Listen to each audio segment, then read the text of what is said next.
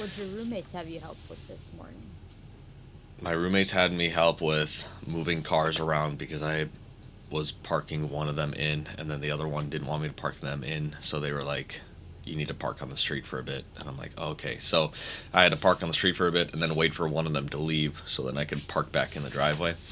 And then I had to make my coffee. But yeah, I woke up literally at 9:30, so I should have probably been more concerned about myself. But alas, yeah, it worked out. It worked out. But in any case, welcome back everyone to the Dragon Age Companion tier list ranking part 2. In the first episode, we ranked all of the companions of Dragon Age Origins, Dragon Age Awakening, Dragon Age 2, and Dragon Age The Exiled Prince. The latter being a DLC for Dragon Age 2. What we have remaining is the companions of the Dragon Age Inquisition base game, because there were no DLC characters introduced in Inquisition, and Dragon Age Veilguard. And Dragon Age Veilguard not getting any DLC, so we know that this is the final companion list. Yeah, so to summarize what we've already accomplished so far, we hate Carver. We love Alistair, Morgan, and Liliana. I almost want to say Morgana. That's some D&D stuff right there. And yeah, I think our hottest take, our spiciest take so far, really is just that Varric is B tier in terms of having him as a companion. And I want to see, do we have any other spicy takes here? I think this is just a solid list. I think there's like not much to really poke and complain about so far, but we can discuss that more once we get to the end, I suppose. So I think for to start us off, or not, or to continue us off, I'd like you, Pearl, to talk to me about Blackwall. Blackwall. Okay. Blackwall's a really interesting character because of just everything with him is like the twist. I think pre-twist he is very one note almost. He but he's playing a character pre-twist. He's like trying to be the Duncan type Grave Warden. He's trying to put on that personality, and you find out that's not necessarily his true personality. Um, so I think that it's hard to rank him a little bit because I didn't enjoy having him in my party very much, and then the twist happened, and I was like, "Holy shit!" But I at that point already had like my established party and all the stuff, and it makes him kind of standoffish with the Inquisitor if you keep him around after the twist. But I think it is such a good story beat that I'm it it it makes it hard for me to know where to put him. Mm-hmm. Um, I would put him top of C probably, even regardless. Like I think he's such an interesting character, but not necessarily an interesting companion. If anything, his like fetch quests are really weird. And then like even after like the twist is revealed, your Inquisitor's still like, man, I think Blackwall would have liked to be here for this. I'm like, bitch, he's been lying to us. What do you mean? So, um, I would put him top of C. Yeah, yeah. I think it's kind of interesting. I'm trying to look at the rest of the cast and think if there's something like this, but like this is the first character that really is kind of predicated on how much do you accept or like the rug getting pulled out on you, with regards to how you interpreted or expected this person to be. And that's the thing with Blackwall, is that he's very unassuming, he's very solemn, and he's a very, respectful man. He's a Grey Warden, so you want to give him that kind of favor already from the jump. And I think that solemnness can kind of come off as one note in some respect. And I remember on my first playthrough of Dragon Age Inquisition, I did really love Blackwall. I think he was a really compelling character. I think him filling that Duncan archetype is exactly what I want. That's the identity I want to have for uh, Grey Wardens, and that's what I somewhat come to expect. So having him fill that role, I was like, oh, fantastic. And even when I was younger, being 15 at the time, when the twist happened, I guess I didn't really. I mean, I understood what was happening with the twist, but I was still like, well, I like you, Blackwall, so let's work on you making up for that, and let's work on having you be better in spite of that. And I think your guys' relationship grows from there in a more meaningful way. But on a replay of Inquisition, most recently, when the twist came around, I really just wasn't like fucking with it. I'm like, this is some soft ass behavior. You're a grown ass man, and you're just like committing like low level identity fraud with a warden that died. Like, there it kind of isn't anything more dishonorable than you know than that, as opposed to, like, I mean, I guess there's other crimes that you can commit, so I'm not trying to say that that's the worst of the worst, but to do it when the Inquisitors or the Inquisition didn't necessarily need you to, I guess there's something to be said that if he was honest about not necessarily being a Grey Warden, then he would not be allowed in the Inquisition, because it's like, why would we want you? I guess the Inquisition, you can make an argument, was in a position where they would accept anyone, but I don't know. You could go back and forth on that. But yeah, with my most recent playthrough, I thought it was really difficult trying to justify having him in the party or really liking him. And so I'm kind of at a toss-up, because I do remember the times where I did love Blackwall, and I think there is, if you can find space in your heart to love Blackwall, I think he can be a good party member.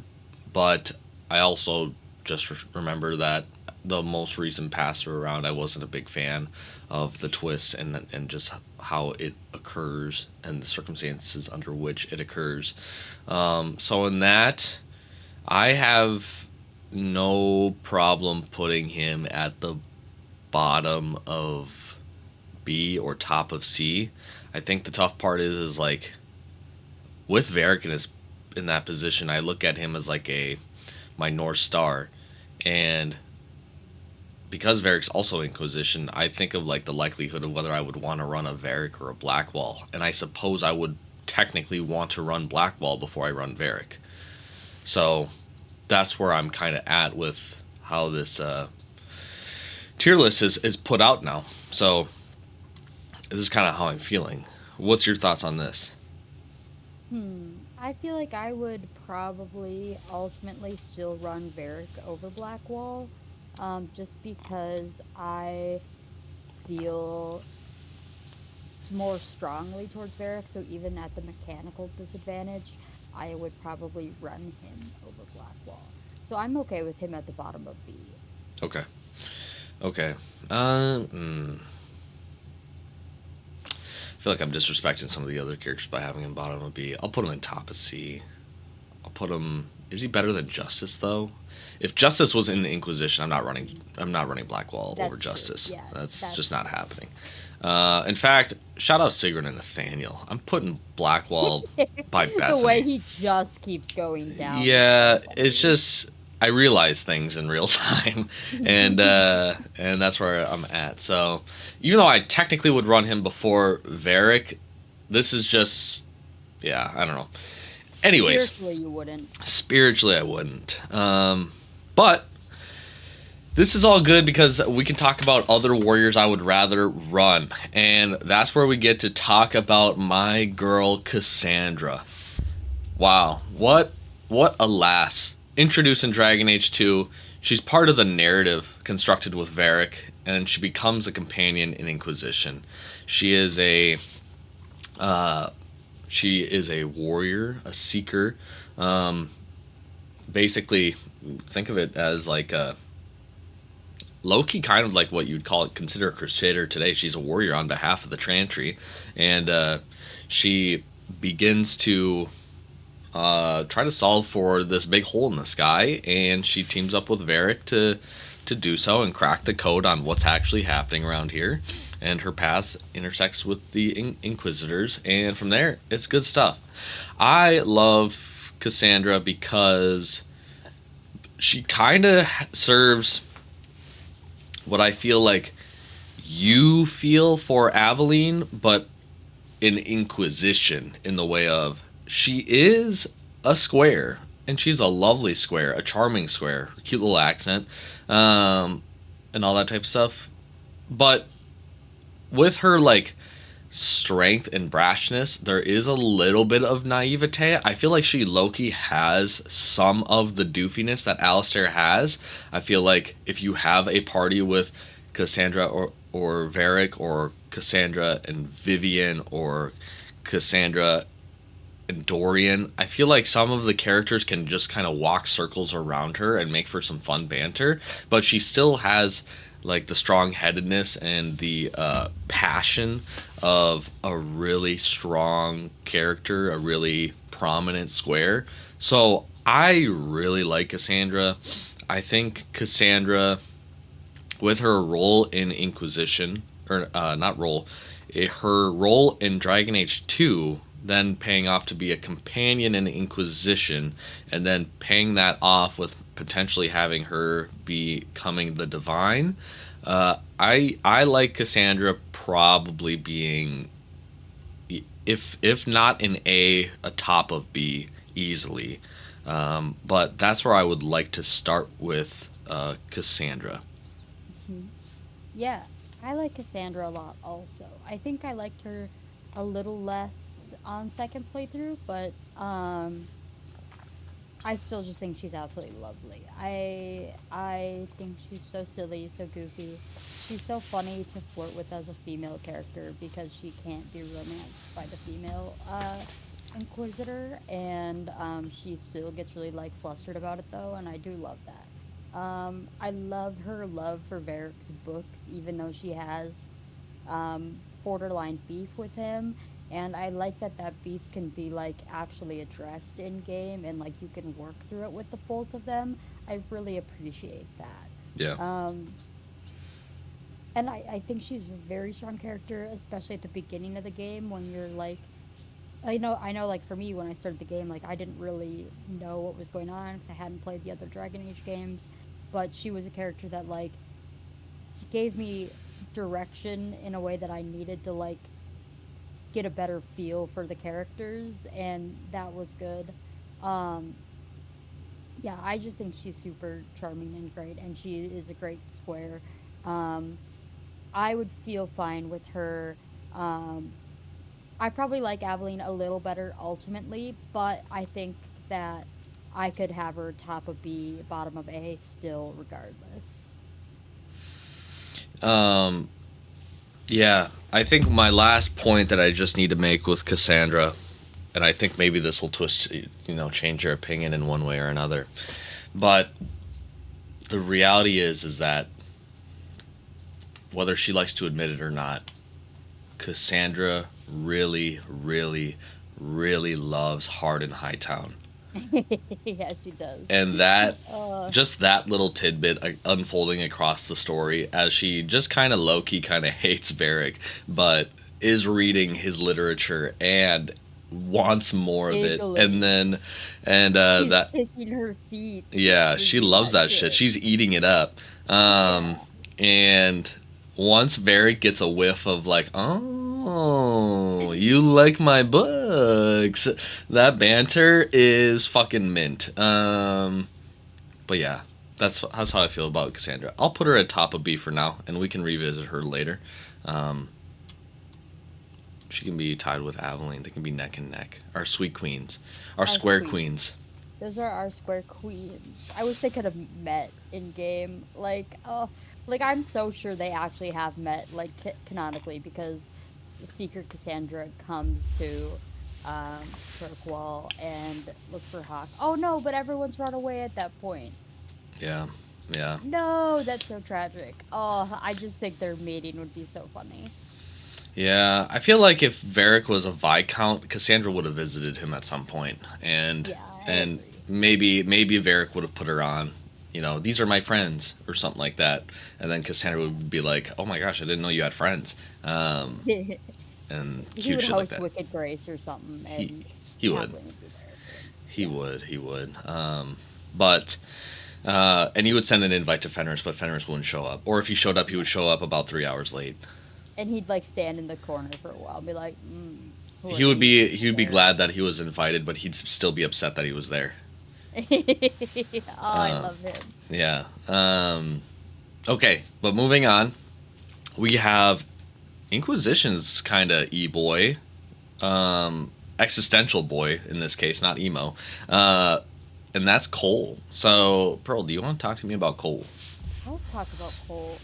Cole is my baby boy. I love him. He's a sweetie.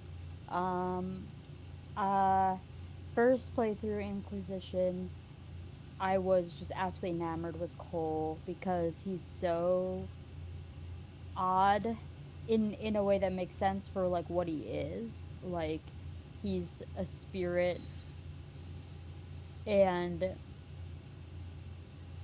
because of that he has just like really interesting personality. And I was just very, very interested in bringing him along and seeing how he would react in to everything, really.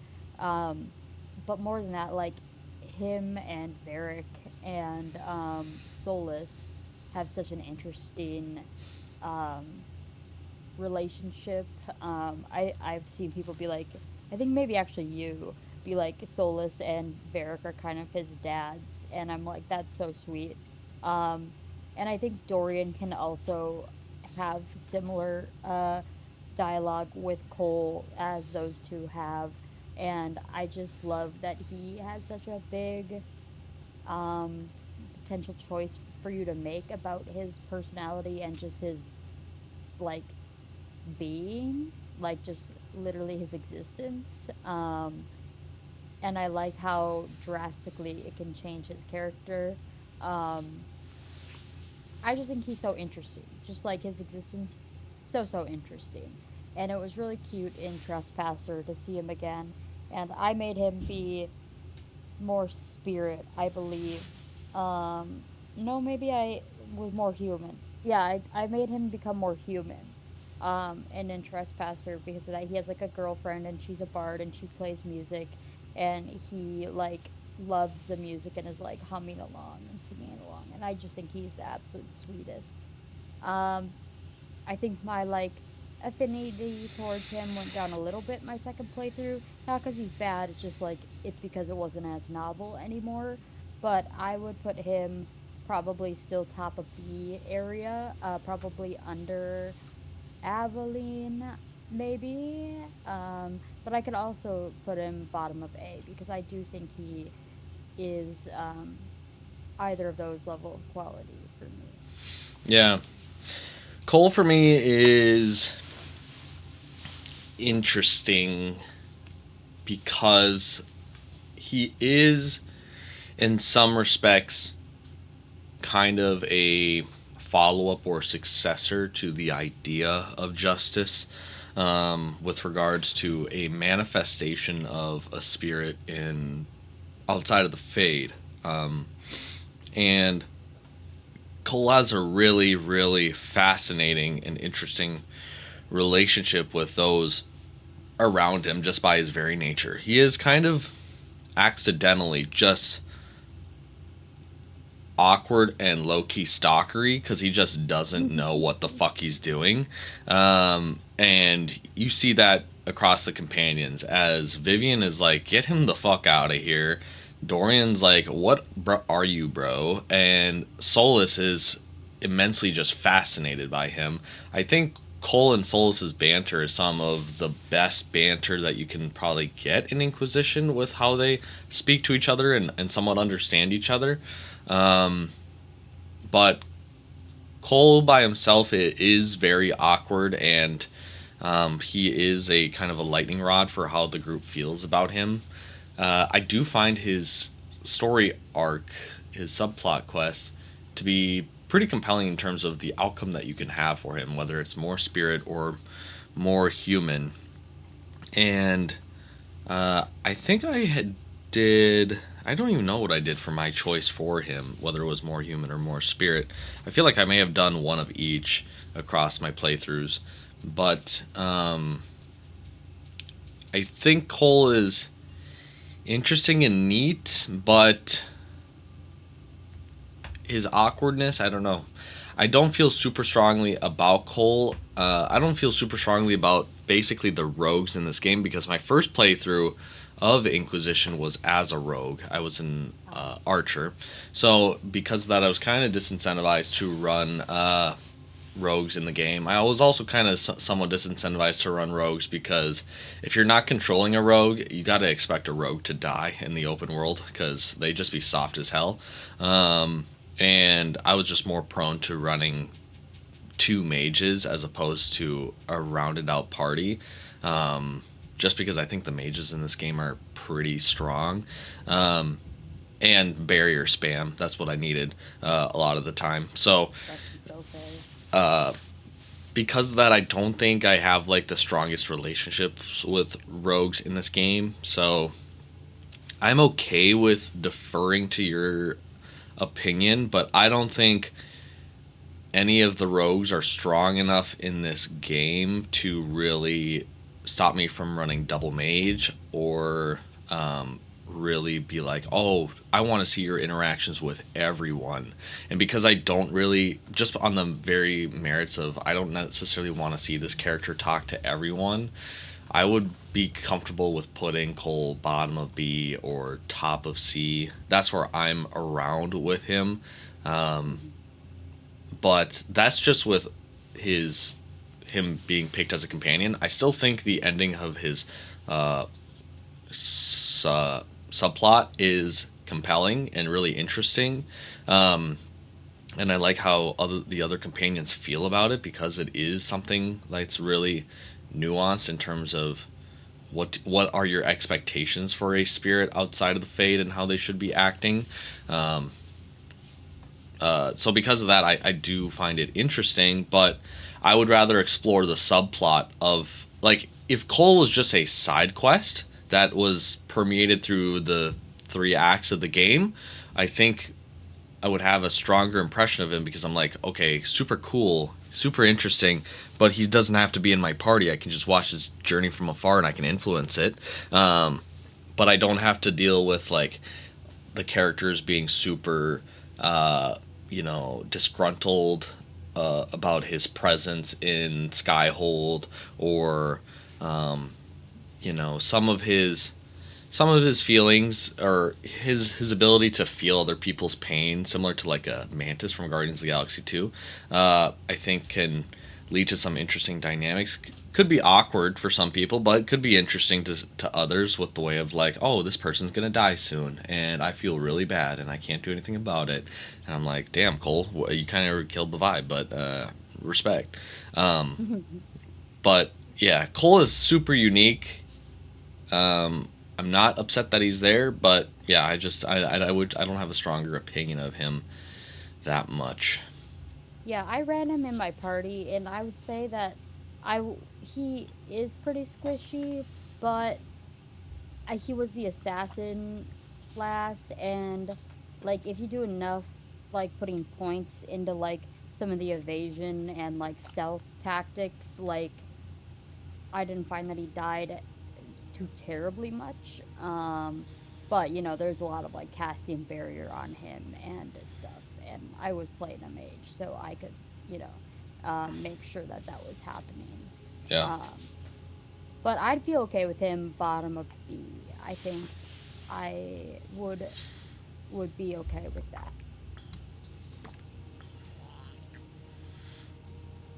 I'll put him above Eric. Sounds good. Okay. And because I was so wise and I saw the future and I forced you to start with Blackwell. That means I get to start with Dorian, and that's only because I know you're going to be yapping for a long time about him, um, which is completely fine. But let's yap about our favorite gay prince, Dorian, Oh, our sweet baby boy. What's his skin routine? That's the question. I feel like the Lord so didn't explain that enough. Um, but yes, Dorian, the first mage that we're talking about for Inquisition, I think Dorian is an incredible, charming man that gives serves as a actually probably the best window into Tevinter and its culture and its ideas, its implementations, and all that type of stuff. Especially as the game grapples with the Templar Mage War, I think it's cool to engage in that conflict and have Dorian's perspective, which is someone who doesn't really have conflict with Templars or knows what that's like. He just has heard of it, and now he's getting a front row seat to it. And he's like, bro, we're just kind of chilling with the Templars. The Magisterium kind of controls them low key, but this is interesting. And he is, like I said, a charming character who is unlike Cole, for example. When I run Dorian, I want to see what everyone has to say to Dorian, and what their back and forths are. I like that Varric's nickname for him is Sparkles, and it's beautiful. And I like Dorian's interactions with uh, the other mages like Solus or Vivian because he is an apostate, but he comes from a different idea of mage freedoms that wasn't really prevalent in the South, where most of Inquisition takes place. And so that, on top of the fact that his backstory is mint, I think that is that is probably the best Dragon Age's best attempt of representation done thoughtfully, meaningfully, and just overall very well done. I don't think there was really much representation with any of the characters that we've ranked so far, unless you want to count Isabella. But other than that, I don't think the others really serve as a minority. Zevran and Liliana, but it's kind of conditional, and they're kind of The, forced by the time period to not be what they're written to be. yeah, but yeah, I mean, their stories aren't informed by Oh, yeah, their yeah. minorityness, as opposed to Dorian, who is strongly informed by the culture of Tevinter and how it impacted his life as it comes to his sexuality. I think it's really well done. It's super thoughtful. He's very opinionated. It comes with some sass. It comes with some charm, and then it comes with some real shit. I like how he interacts with all the other companions, and yeah, I can't think of anything to really complain about Dorian as much, um, really at all. I think he's a top tier character. I would put him in like near the top of A. Maybe considering S tier, but I want to reel it in and just keep it at A for sure to start. Mhm. And I'll let you go. Yeah. Um, Basically all the same things. I'm not gonna ramble too much more about him actually, because you basically said all the stuff. I just think he's super great. I think he's so fun. Um, I, being just kind of oblivious, didn't see the gay thing coming. I don't know why. Your gaydar is So just bad. it is, it really is. I was just like, oh my gosh, oh wow, so kind of goofy on my end. But I just love that he, like, becomes so close to the Inquisitor, and I guess, that depends on your playthrough, but like for me, I did become like besties with Dorian, and that made like him being like, I'm going back to Tevinter in Trespasser, be like, oh, my bestie, but he's like, you're like my best friend, and like that's so sweet. And then he goes to, I'll say it's like one thing that Veilguard serves him well in is that like it still like even in his like codex entries and other things like talks about like how much the Inquisitor means to him and like their friendship means to him. And I'm glad that that permeated into that game despite that not necessarily um needing to be something they added, and I'm happy with that. I would probably put him also bottom of S, top of A.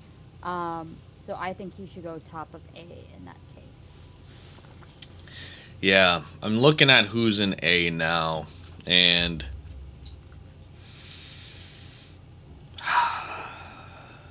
I don't know. It's like as a mage, if Dorian and Anders were in the same game, I want them to meet first of all. Yeah, true. Their dynamic would be so interesting, It would be awesome. but that's the problem. Is like it's fun running a doofy character in your party, so I think we hyperinflate Doof, which is fine. I have no problem inflating the Doof, but Dorian is like sharp and very witty, and because he's not a Doof, he kind of like makes other people look like Doof. So I feel like we're nerfing him because he's not a Doof. He's actually just like hyper intelligent and all I'd that. be okay with him as like below Morrigan is like where I would like genuinely put him.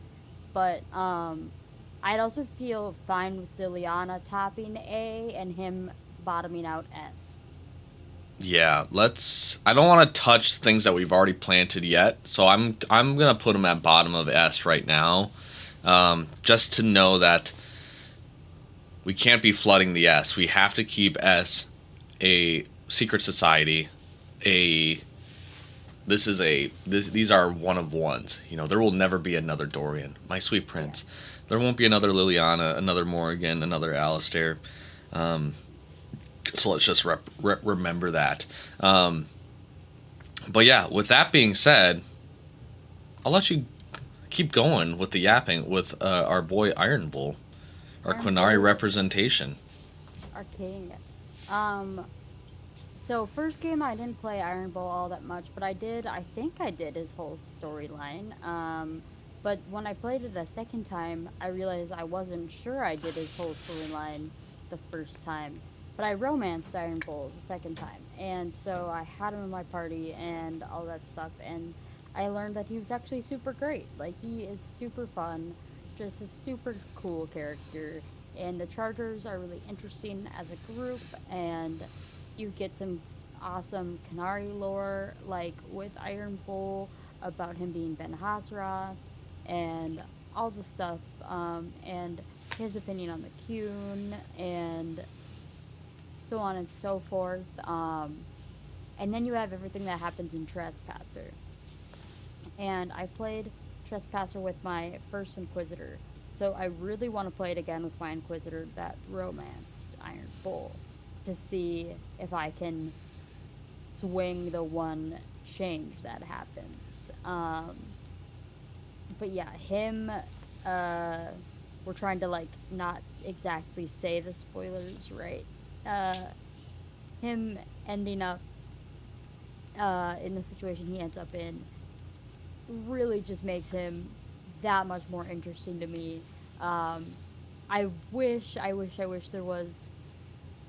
I wish I have played the Trespasser playthrough with my other Inquisitor because I'm so curious as to see if I could get the other outcome and what like the dialogue of that would be because I think that possibly adds a ton more interesting things. Um so yeah, I I also just think he's so funny. He's so funny even when I wasn't like running him in my party. Just like talking with him is very interesting and he has the funniest things to say. Um I think he's great. My opinion of him has only increased as I've played more Dragon Age. Um, that being said, I think I would probably more often than not still like run Cassandra in the party. but I would put him probably after Aveline in B, but I could see putting him at a bunch of different places. Yeah, Iron Bull. It's weird. I think Inquisition is probably the victim of its game's mechanics really influencing party choices because with how the combat is designed in the game, I do feel like two-handed warriors and uh, dagger rogues are really on the short end of the stick when it comes to combat, and so running them in the party, you have to anticipate pumping them with resources, whether that's potions, barriers, or whatever. And that's just the game's design, but I think it informed a lot of my party choices. So I notoriously have not ran a whole bunch of Iron Bull. I've ran a little bit, but every single time I do, I'm like, why am I babysitting the Iron Bull? He's the biggest member of our party, and yet he's like somehow the squishiest. Um, and that's also part of the reason why I ran Blackwall a lot more, as well as Cassandra, because them being shield warriors and the guard mechanic just being broken, um, I was just more inclined to run them as my main warriors. In fact, sometimes I would do double shield, sword and shield characters for some of the harder encounters because I just know they wouldn't die uh, or die really that easily. So because of that, I think Iron Bull got the short end of the stick for what I would like to do have with him because I do like the Quinari representation. I do think he's an interesting character as a Ben Hasrath, but my unfortunately like my favorite moments of Iron Bull are really kind of contained in Trespasser. Oddly enough, I think what they do with him there is super fantastic, interesting, and unexpected, and in how it folds out. I think it really paints this picture of like I think they do a better job of. I don't know. It felt like a more rewarding version or a compelling version of the Blackwall character in the way of like, we're going to pull the rug out under you again. But I was not as mad as this. I was like frustrated by the nature of it, but I'm like, this is really neat. This is really compelling. I like this. But unfortunately, I didn't really have the relationship to back up the actions of what occurs in Trespasser. So it doesn't land as it probably is intended to land, but nonetheless, I still like it a lot. But Iron Bull generally is not a character I'm gonna run before Cassandra, and in that sense, I am like really okay with putting him at like similarly bottom of B, top of C, but Could put I him in either of those places as well because I agree that like if I play Inquisition again, um, I'm probably not running him in my party as much as like I do love having him. Like it's just yeah, I agree with the mechanics. I'm like, yeah, I'm gonna run Cassandra. I'm gonna like run Cassandra and Dorian probably, and then some other third person. And yeah, yeah, yeah, um, yeah. I think does he belong in the same tier as Cassandra, Aveline, Merrill, Good Dog, I don't Win, think Colveric, so. or Justice, Sigrun, Nathaniel Howe, Blackwall, I think Bethany? that one. He can be up here, yeah. If Justice was in the game, though, I'm running Justice. Well, ooh. I think they're tied. I think they're both compelling characters. It's just that the mechanics deserves Iron Bull. Um, Yeah. and that's just unfortunate. But alas. I have a change to the tiers I would like to make, but I know we're not doing it yet. So Yeah, yeah. Let's get done with everything and then we'll make a change. Um, Continuing on, let's talk about Sarah. I'll lead. Sarah, assassin, a part of the Red Jenny. You pick her up, I think, in Val Royeaux after a series of secret notes and stuff like that. And she is a little elven baddie that likes her little bow and arrow. And she is low key kind of an anarchist, a free thinker, so to speak, and maybe just a tiny bit of a brat. But I think she's lovely for the time that she's around. I will say that my big problem with Sarah was that my first playthrough, I was a bow and arrow rogue. So that really discouraged me from running Varric or Sarah. I think also the issue with Sarah is that she is competing with Varric, and Varric is nerfed because he has obtuse crossbow mechanics, but ultimately is just mechanically Sarah once you get that stuff figured out. So it's like with this character you have history with from Dragon Age 2, would you rather go through the extra hoops to run him, or do you just pick Sarah to, you know, fulfill that role so then you don't have to think about Varric? And these are things that you have to just take into consideration. I mean, this is just the reality of kind of low key, kind of metagaming your Dragon Age playthroughs as you are thinking about your character and how you want to round out your party. So in that sense, I think Sarah doesn't carve out a unique path to make her a strong, prominent pick. I think her personality is probably the reason why you would run her, as opposed to, you know, what she offers to the party mechanically speaking. But yeah, I didn't run a lot of Sarah in general, so in that sense, I don't think I could like really just like justify placing her in anything. In I would put her maybe somewhere in this B or C tier, probably the C tier, but I'm also low-key kind of comfortable with just putting her in didn't play this game DLC or don't remember the companion, because I simply she was not a pick for me often enough for me to feel strongly about her going anywhere. But I'm happy with her being in the middle of the road. But that's kind of where I'm at with Sarah. Hmm. Yeah, I feel like Sarah, I also didn't play her very much at all, and felt torn on my opinion of her because she's such a strong, like, she has such a strong personality, and I think that that can make her abrasive sometimes. But I wanted to get to know her more, but I never really did because I had no reason to run her in my party. Um, because the rogues are kind of squishy, and I just liked Varric and Cole better off the bat. So I didn't work into trying to figure out how to get her in there really at all. Um, I would put her probably either bottom of C, or I'd like stick her in top of D, or even under Sten in D, because I think I'd probably, I don't know. But yeah, I could also see putting her in didn't play because we both played her so little.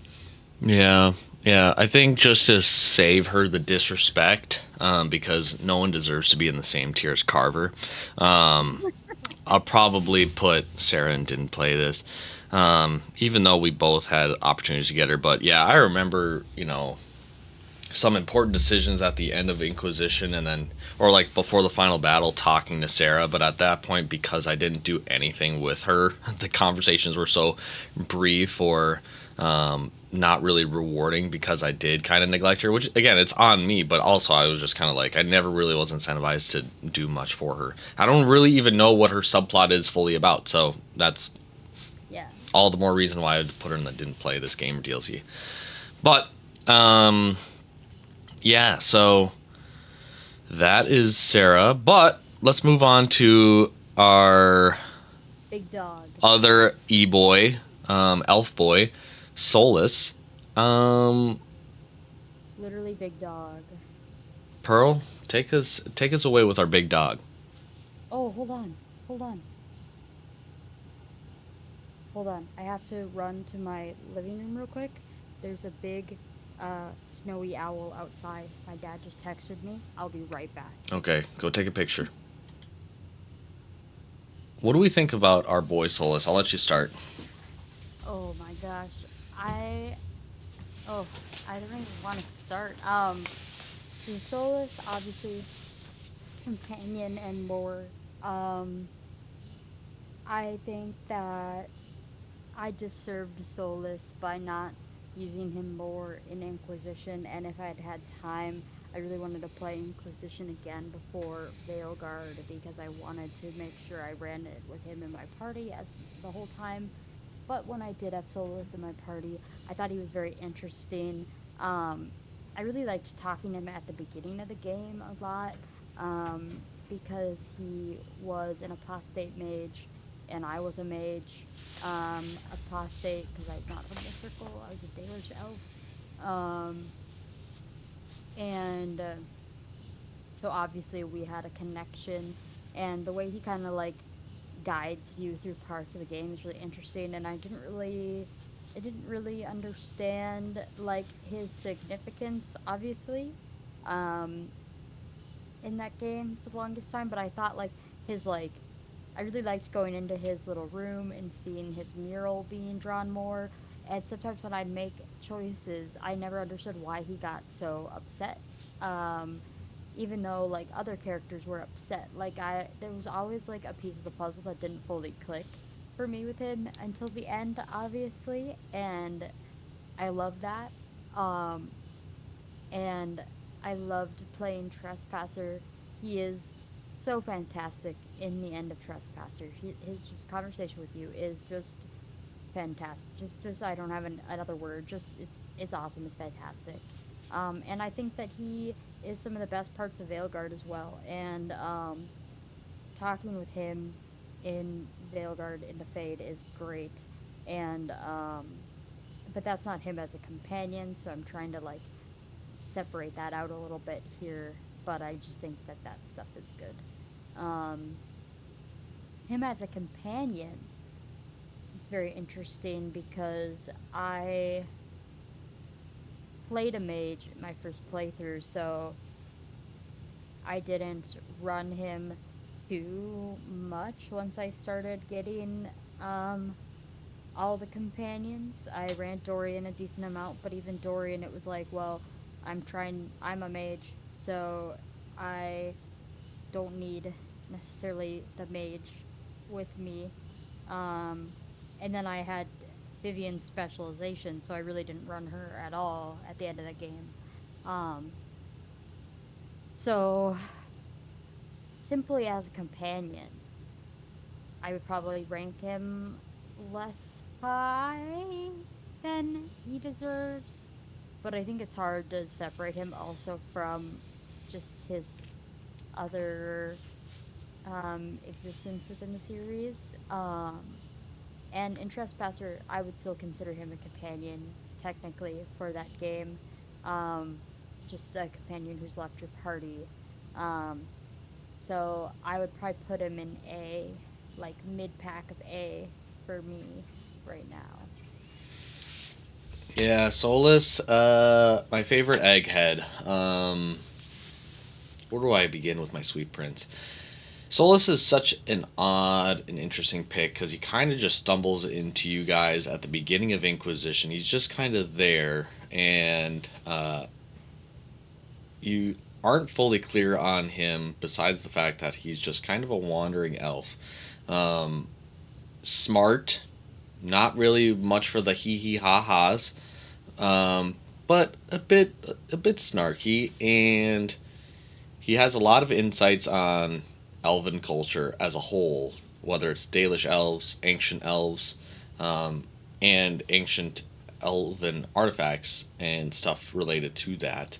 Um, and I think he has, because he's coming from a place of ancient elven culture and elvish tradition. He has an interesting perspective on the Mage and Templar War in that respect because he's not necessarily a circle mage. I don't even think he believes in the concept of the circle. He just kind of exists and doesn't really consider himself an apostate. And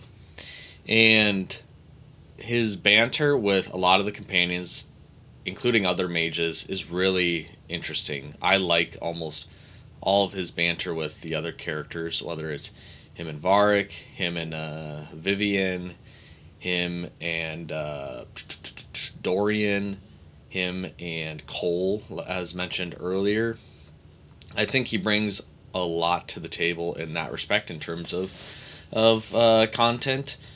I think that obviously he takes on a more pronounced role later on, but that's not technically companion related, even though we kind of graded Isabella or acknowledged that Isabella was represented in all of the games and Cassandra was a presence in, Dragon Age 2.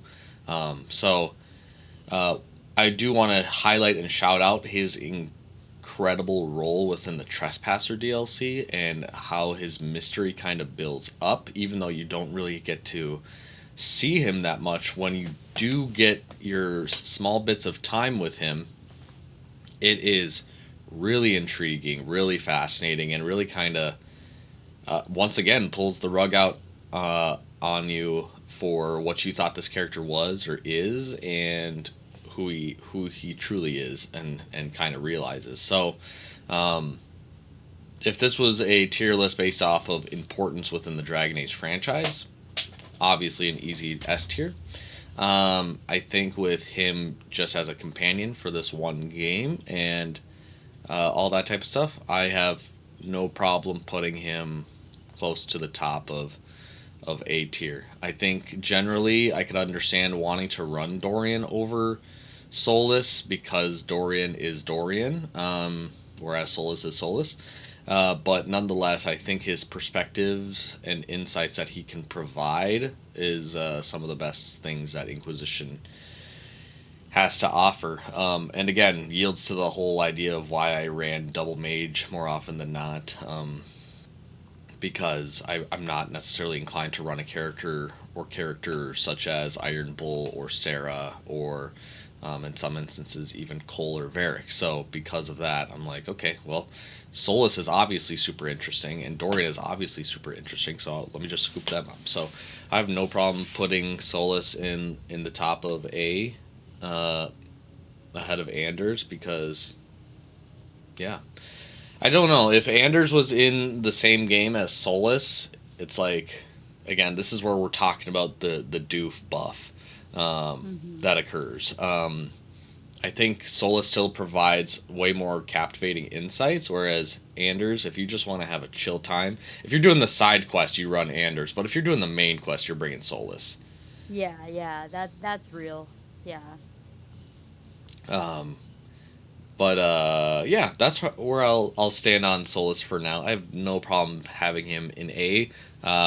Does a part of me think he belongs in S? Yes and no. Again, it's mostly predicated on his importance as opposed to the singularness of him being a companion.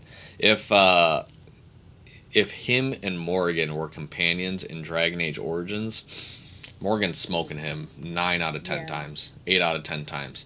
So in that sense, he is still being outmaged by other mages, but he is still provides such great, captivating lore that I think makes his pick always worthwhile, no matter what you're doing for the most part. Hmm. Yeah, I hear that.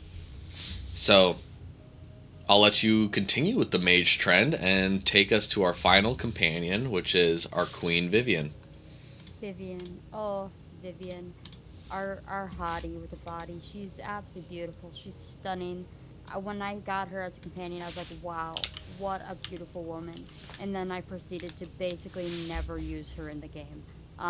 Because not that she's a bad character, I think she has a lot of interesting things to say, and she's a mage that has a very different perspective on the circles than the other mages in Inquisition, but basically any mage since Wynn, even, and I'd say even Wynn has a slightly different perspective on the circles than Vivian. Um, I think also because of like her opinion, she probably has one of the most interesting opinions of Morrigan as well. Um, but because she's in a game with Solus and Dorian, and potentially also a mage inquisitor, she ends up getting sidelined pretty hard. Um, I think her personal quest is really sweet. but it didn't super compel me in the way that many of the other like personal quests did. Um, but I think it was really interesting and not something I expected. I like that you can ask her if there's possibly anything between you and her, and she like laughs at you basically. I think that that's awesome. Um, but yeah, I think that unfortunately she's just in a game where there are better mages, and I would still though put her in a decent spot. I feel like I can't put her below C. Um, yeah. You can't put her below C. Yeah, I would put her in C. Okay, interesting. Yeah, Probably with like I'm trying to think like back half is maybe top of D, I guess, but yeah, I don't know. I think she's in C. okay, Or in I didn't play her enough. okay. Um, I did play uh, a bit of Vivian, quite a bit of Vivian, because I was doing a lot of my double mage run through in Inquisition, and I find Vivian really interesting to give perspective on because, again, as the game is so deeply oriented around the Mage Templar War, I thought it was important and really cool to see a pro circle mage being represented in a meaningful way. I think Vivian is strong headed and very much she looks down on all these other bitches. That's just the reality of it. She knows she is her, and I love that about her. She is this game's Nicki Minaj. She is the queen, and I love that. And her being the enchanter to the Imperial Court of Orlais gives so much Orlais insights, especially when you hit the Wicked Eyes, Wicked Hearts quest within Orlais. She is a great asset to get an insight on how these people operate, how they think, and how they do, and she gives advice according to that. I think Vivian is such a cool character to have, although not the uh, vast well of snark and charm that is Dorian, and maybe not the most insightful or thoughtful as Solus. I still think she is a great mage to run. I think the mages in this game were a kind of a 3 for 3 pack on here, whereas I think the rogues and warriors you could maybe not say 3 for 3 on all of them in different ways.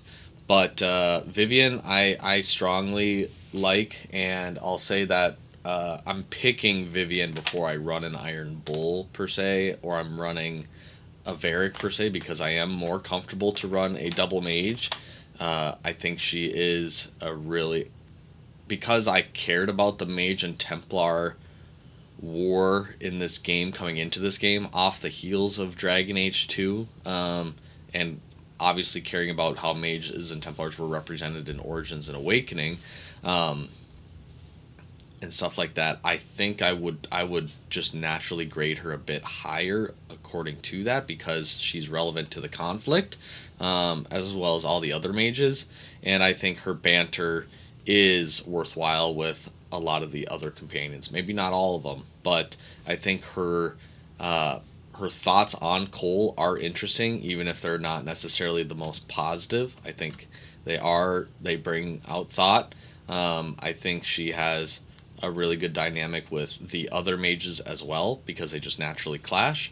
And I think she also has really good discussions with some of the warriors, such as Cassandra. So I am okay with putting her at bottom of B, um, and potentially top of C. I could put her in the bottom of B because I do think that she is a very interesting character. It's just more I never played her really. I had her in my party a few times. And I was like, oh, she's really interesting, but I was just more interested in Dorian and Solus as mages in that game. Okay. Then in that case, I'll put her in. I'll put her in top of C, just to somehow represent the fact that you did not play her as much. So you have your opinion yet to be determined, um, but that's okay. Uh, but yeah, that's all for everything related to Dragon Age Inquisition. Now we come back to the last game, the most recent game, Dragon Age Veilguard. The smallest companion list, I believe, of any of the Dragon Age games. Um, Actually, I think it's tied with Dragon Age 2 in terms of number of companions. Let me look at that. Let me just validate that. Nope, even Dragon Age 2 beat it because Dragon Age 2 had 9 companions. Granted, 2 of them are the Hawks, so if you take out the Hawks, then it is 7. Actually, it's including Sebastian Vale, which we both didn't play, so there's really only Anders, Aveline, Fenris, Isabella, Meryl, and Varric, and in that sense, it's technically 6. But alas, a tight companion list, but a lot to technically say on all of them. Um, let's see. And Uh, you get to start us off, I believe, because I started with Vivian. that's true. So let's talk about Ballara. Yeah, I wrote a lot about Ballara. I have a lot of thoughts about Ballara. I think she is the most. Some of this content's going to be rehashed because we've already spoken about this ad nauseum. But I've already of the belief and mindset that Ballara is probably the best acted character in Dragon Age Veilguard. I think the voice actress for her does an incredible job. But she is a personality wise a character that I didn't feel was a super strong fit for what I wanted out of a companion, and I think that made it hard for me to run her. If I was running her, I was trying to run a different companion, and that companion complemented well with her, trigger, ability triggers and combo potential.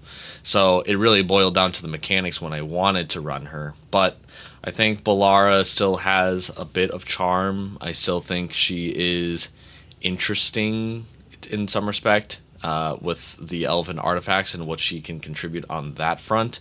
I think her relationship with Nev is sweet.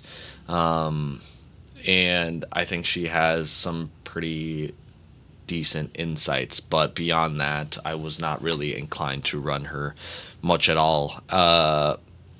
And that's just, I think when I don't feel compelled to run a character that only has competition, well, she has competition with Emmerich and Nev with the mage picks, and I was already a mage, so she was served underhanded in that respect. But the fact that I've already been pretty transparent on my comfortability with running double mage, I do think she trends to be lower, and maybe the mages in general trend to be lower just because of the simple fact that I was a mage as well. So, but nonetheless, I think Ballara for me, when I'm looking at the characters here, I think I would rather. Oh, geez.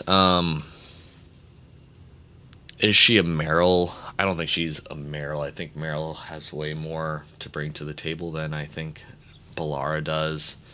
I don't even know if she's even a Vivian, but is she a Bethany? And that I don't know. But I would start with the bidding for Ballara, maybe bottom of C, probably. Yeah. Um, for Blara, I think I liked her a little more than you did. I typically had her in my party. I played a rogue. Um, so my ability to have other party combinations was slightly different. Um, I think she's very sweet. She's very awkward, and that's at some points can be a little grating when you're just like, okay, let's just like be serious for a second, or let's explore other parts of her personality. And I think they sometimes just lean too much into some of the quirkiness of her personality when there are moments when quirky people don't act quirky. Um, but mostly I found her very endearing and that she's very sweet. Um, and I liked that she was kind of more of an artificer than like anything it felt like to me, and that was cool. Um, so I would put her more towards the top of C. I don't know.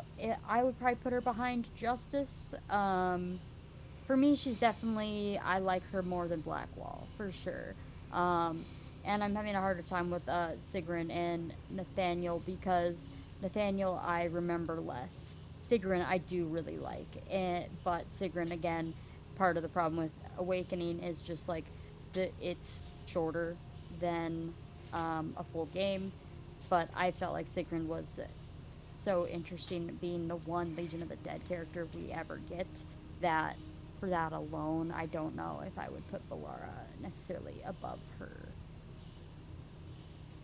Yeah, I think that's fair in some respect. Yeah, I don't know if my opinion would change if I was running a rogue or a warrior that much, just because I had no problem with picking mages to go in my party, but I don't. I think she kind of gets clowned by another mage in this list. So in that sense, it's I do like agree with that. so it's hard for me to justify her putting higher than C, but I have no problem with her being in the middle of C to start. I feel like I love Sigrun too much to have Balara go above it. Like That's I fair. would lay my life on the line for Sigrun and Balara. Who gives a shit about her brother? Let's be real here. Who cares? Yeah, I think she has the most Melkos, Meltos, whatever the hell you say that word, Melkos. Melkos companion quest in Veilguard. Yeah, yeah. Um, but yeah, set us off with Davrin, our Grey Warden representation, our second My instance of Elvish representation, and kind of low key our second instance of Black representation. True. Yeah, I really like Davrin. I liked him off the bat, like simply because, we were getting another Grey Warden that like is simply a Grey Warden. Like, you have Blackwall, but obviously. So it had been a while since we'd had, you know, a Grey Warden since Origins really, well, since Awakening. But oh, I guess no, that's not true. Anders is fucking Grey Warden. I don't know what I'm saying, but anyway, um, yeah, I really liked the seriousness of Davrin off the bat, because a lot of the other companions in Veilguard are a little more quirky, I would say. Their quirks are a little more on their sleeve right away. And I liked that Davern was kind of a return to like a more serious form. And I really loved Asan. Asan is great. And um, when I did this tier ranking with my other friend, it was really fun to hear him talk about Davern because my other friend has never had a pet. And so oh my gosh. It's really, where the hell did that noise come from? Was that Sorry, from that came you? from me. That came from me. Oh my Sorry. god. No, sorry, it was just so loud in my headphones. I literally was like, "Holy shit." Um, ugh, oh my gosh. My other friend, he's not endeared really by pet characters, and so because of that he really didn't care about Hassan at all, and I thought that was interesting about how that affected his perception of Davrin. Um, and we have opinions on our perception of Davrin because of Hassan as well. But I think Hassan is a fast way to endear um, a player to Davrin, and it worked for me because I thought the optional dialogue about like being Asan's parents together was just absolutely super cute. And so that led me to romancing Davrin eventually because I felt like I was flirting with him the most, and so it's ultimately why I ended up picking him. I was like, okay, because once you start flirting with one of the characters, I personally feel bad if I cut it off. So I was definitely uh, felt compelled to go all the way with that one. I think his, uh, there's a little bit of a disconnect between like the writing and then the mechanics of using Asan a as a teammate in combat, but more so for me, just like having Asan with him all the time just seemed there was a disconnect because he'd be like, "Okay, boy, like stay out of danger," and then Asan is like in Minrathous with you, and you're kind of like, "What? This is an endangered species. Couldn't he be like poached here?" Super interesting to me. Um, and then Davern just also he led my mission at the start of Act 3, end of Act 2, and so I didn't have him in the end of the game, and so I first of all didn't get the romance scene with him, even though I romanced him, and also I just didn't have him at the end of the game. And so while that, like, I also got the added benefit of having him have a scene with him in the like his in the fade, and I thought that was really sweet. I did miss some potential Davern moments also because of that, and that's an interesting thing because it both like enhances and dampens his character because of that. Um, but I I'm I have a hard time deciding if I really like Davern or Balara better because I think Balara has a little more interesting thing to say, has some more interesting things to say about the gods than Davern. When I think they're the two companions that should have the most to say about the gods, and they both do. But again, it's one of those things where I don't feel like the writing ever gets to the place it should with it. Um, and so they're both pretty neck and neck for me. I think he slightly probably edges her out in this case because the because his companion questline is so much more interesting, and the Grey Wardens as a faction in Veilguard are so much more compelling than the Veil Jumpers. So I would be fine, putting him above Balara in C. I don't know if he gets up to B or not for me. I don't know. But I could see putting him towards the top of C for sure. Yeah, Davern is an interesting case because of he has the Griffin kind of cheese where he gets the bonus of having an endangered species that is crucial to Grey Warden lore as a companion with him at all times. And that father son kind of dynamic is super cute and fun to watch as the game kind of unfurls. I've already spoken about, in the review about how I feel about the Griffins being represented in this game and the complications that introduces as it pertains to Davern's subplot. So I struggled with that for a large part of the time. And the fact that Davern's whole kit is kind of based and oriented around leveraging Asan, a member of this endangered species, and the risks that are introduced with that. I do think Davern's backstory with regards to his Dalish clan is interesting, and I do think I like him and his personality. I think he's a strong character. I think he is a bit squarish, but he clearly has a soft spot for Asan, which allows for a nice window into kind of some other sides of him that you may not get in outside of the one-on-one. So I like that. But what gets me and why I am really mulling over where I would want to put Davern in this list is because how much is our like for Davern based off of you know, our consequential opinions of potential other companions that may just bump him up. Mm. I also want to highlight the simple fact that Veilguard mechanically is very different than all the other Dragon Age games. And the biggest reason for that distinction that I want to call out is because I should say, made a choice to call out the fact that I did not run Iron Bull because Iron Bull was very a squishy companion and a companion that you have to constantly babysit, and that affected my enjoyment of him and therefore my opinion of him. Whereas Davern, and by extension, literally all of the companions in Veilguard, get the benefit of they will never die, regardless of what situation you are in combat.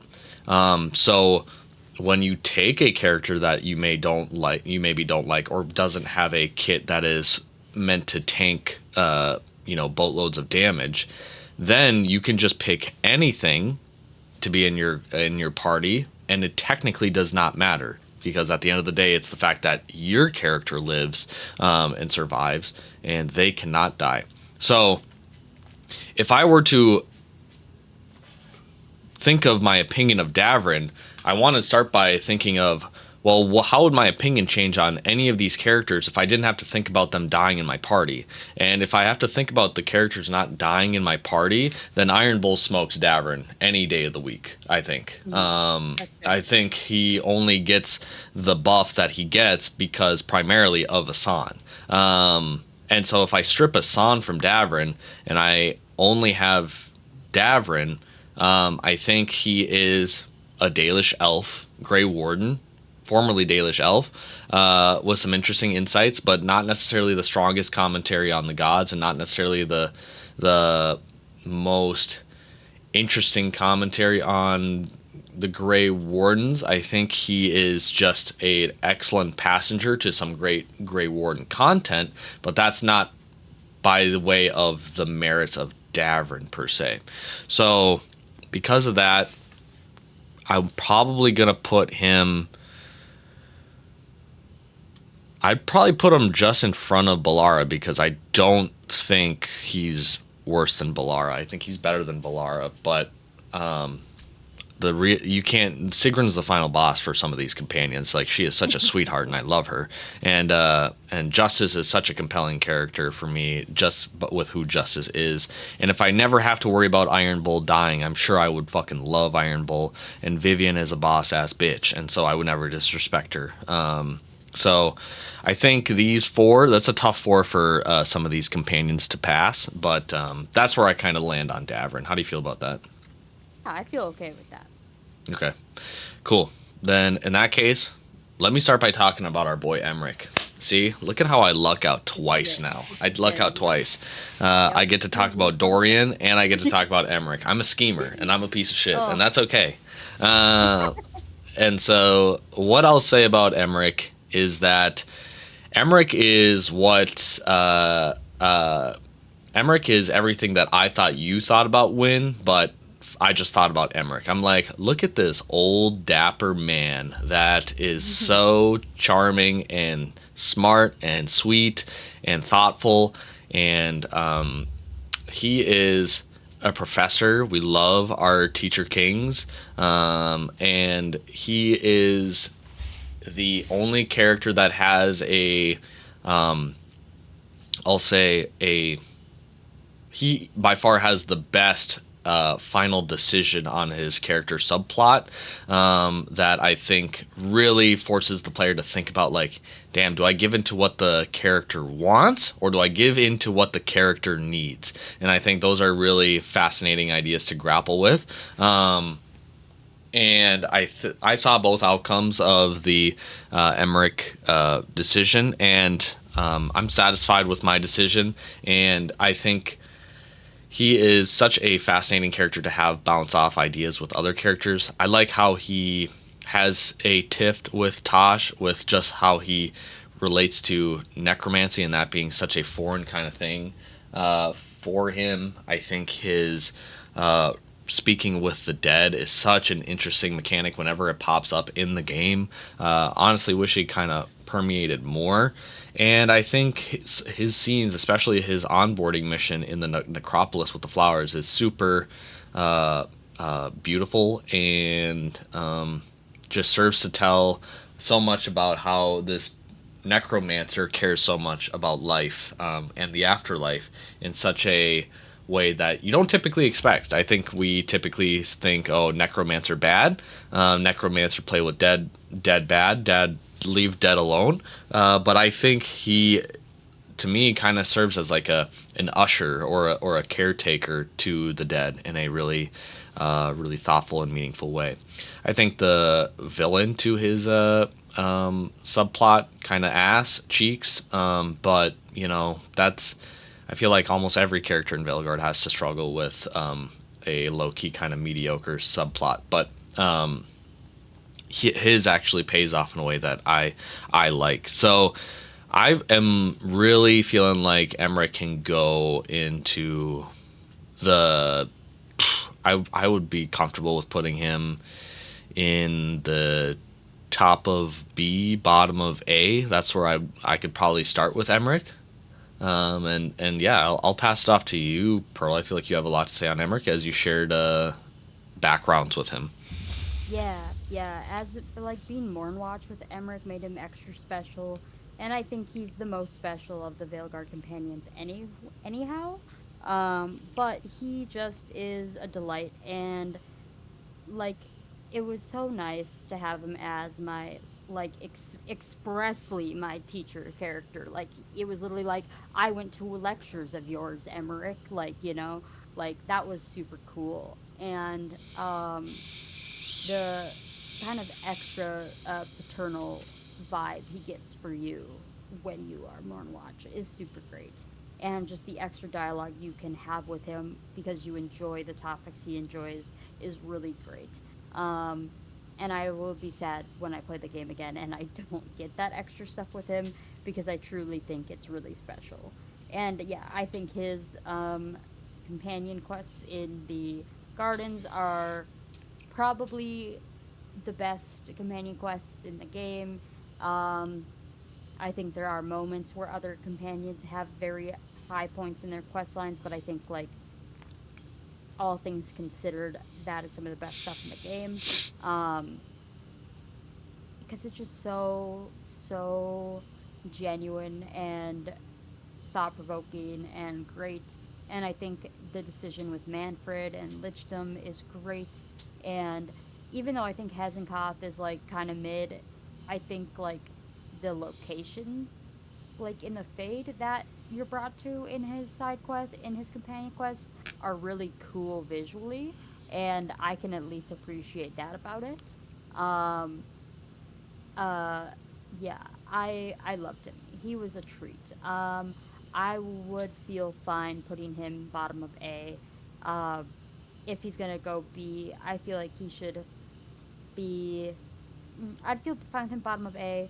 Um, yeah, I feel fine with him bottom of A. Sounds good. Sounds good. Then I'll put him in the bottom of A. Okay.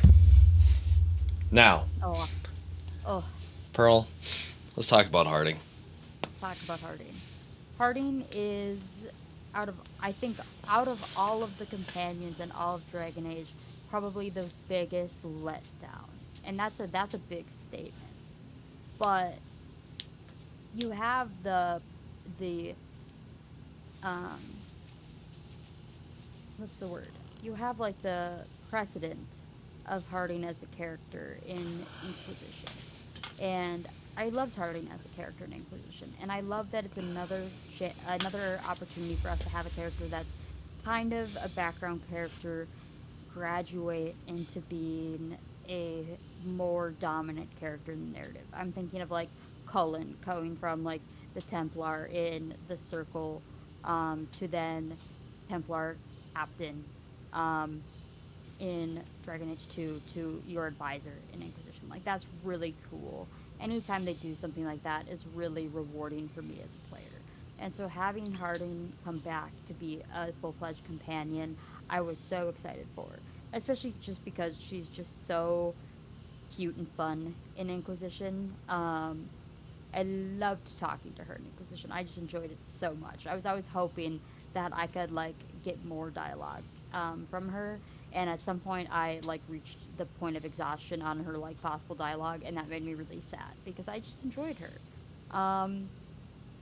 Unfortunately, they didn't do enough to make her character more interesting than it already was.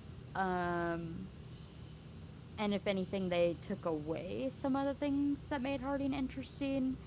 Not like intentionally, really. Like it's just more that like part of the I think allure of Harding in Inquisition was that there was an exhaustive amount of stuff that we could have from her, and in Veilguard you hoped that you would get more, and unfortunately she was still kind of like just used as a plot device and not really graduated to her own interesting character, which is really sad because I think that like her like character model even in this game is just absolutely gorgeous. And like she looks great in her HD freckles. I think you have a lot to say about her being tied as like a plot device for the Titans, which I'll let you talk about more.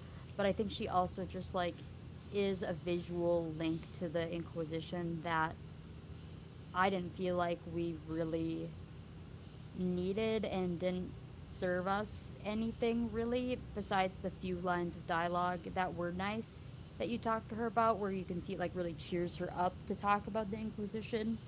Um, I think I enjoyed her more at the start of the game only because like I wasn't connected to the other companions yet. And as soon as I began connecting with the other companions, I really never bothered with Harding. And I wanted to. I would like bring her into my party and I'd get disappointed because I'd be like, "Oh, okay. They like she's not adding anything of interest for me in this game." And that's really disappointing. Um, it feels disrespectful to say I want to put her in D, but I want to put her at top of D probably. Um, and that might even be being generous. Yeah, the reality of Harding is that everything that happens to Harding is actually not Harding's fault. I think Harding is just a victim of Dragon Age feeling like we need to wrap certain things up, certain threads up. We need to cover certain ground, and we have to not leave this whole chunk or sector of lore untouched. And I think Harding is really just a vehicle through which we understand what happened to the Titans, how they relate to the elves, in particular to Solus, and consequently, we get an understanding of what happened to them and why the dwarves are the way that they are today. So we learn a lot about the dwarves. We learn a lot about the Titans. We get a lot of feelings and emotions tied to that. And Harding is a woman devout to her people, and that is super cool. But that's all you will get about Harding is the fact that she is devout to her people, and I think that's okay. But when that's her only thing, it's very just kind of jarring in the way of it's very much just a lot of pro dwarf rhetoric, and I'm gonna go. I need to talk to Solus and do all that type of stuff, and that's not even really paid off in a way that's satisfying. Yeah, I think Harding needed more space to explore her identity and who she is, as opposed to just being a, woe is my people. This really sucks. Like, I think it's interesting that Harding is pigeonholed and forced to be more of a person that represents their whole species in the way of like the trauma and the difficulties of learning all this new information when we literally have elves being there and having their gods come back, and they don't really seem to have a tough time grappling with that. It's just like, oh, my elves are bad, but also let me go figure out what the fuck's happening to my brother, or oh, let me save Asan. And it's like, you guys prayed to these gods and they're back, and that doesn't really fuck with you because they want to kill all you guys and use you guys for blood magic rituals and then bring the blight everywhere. It's like, why is Harding the only person on this very complicated journey of the identity of her people? I would say maybe Tosh to some extent has that, but the Quinari are always going to Quinari. I mean, the Quinari are not that much different in this game than any other game. So in that sense, Tosh isn't going through a new journey that we're necessarily experiencing when it comes to the culture of her people. Tasha's going through other things, but yeah, Harding I think is just I just pity her with the way of like people really cared about her from Inquisition as the scout leader, and I know a lot of people, and myself included at times, really like to exhaust the optional dialogue with her and just get an understanding of who she is. And the prospect of her becoming a companion was very exciting because we know that obviously she has a relationship with Varric, and Varric being such a presence in this game is important. And let's just call a spade a spade. They made her super freaking hot, so it's like, oh my gosh, an absolute win. And what we get here is just a hot one note dwarf character, unfortunately. So I think I think of when I look at other rogues, I'm just gonna start with my hottest take, which is I would rather run a Nathaniel Howe than a Harding, generally. As a rogue, that's more interesting to talk to and think about and explore complicated themes and emotions with, as opposed to Harding. Does Harding deserve the disrespect of being in the same tier as Carver? I don't know. And by extension, does she deserve to be in the same tier as Loghain? I don't necessarily know about that.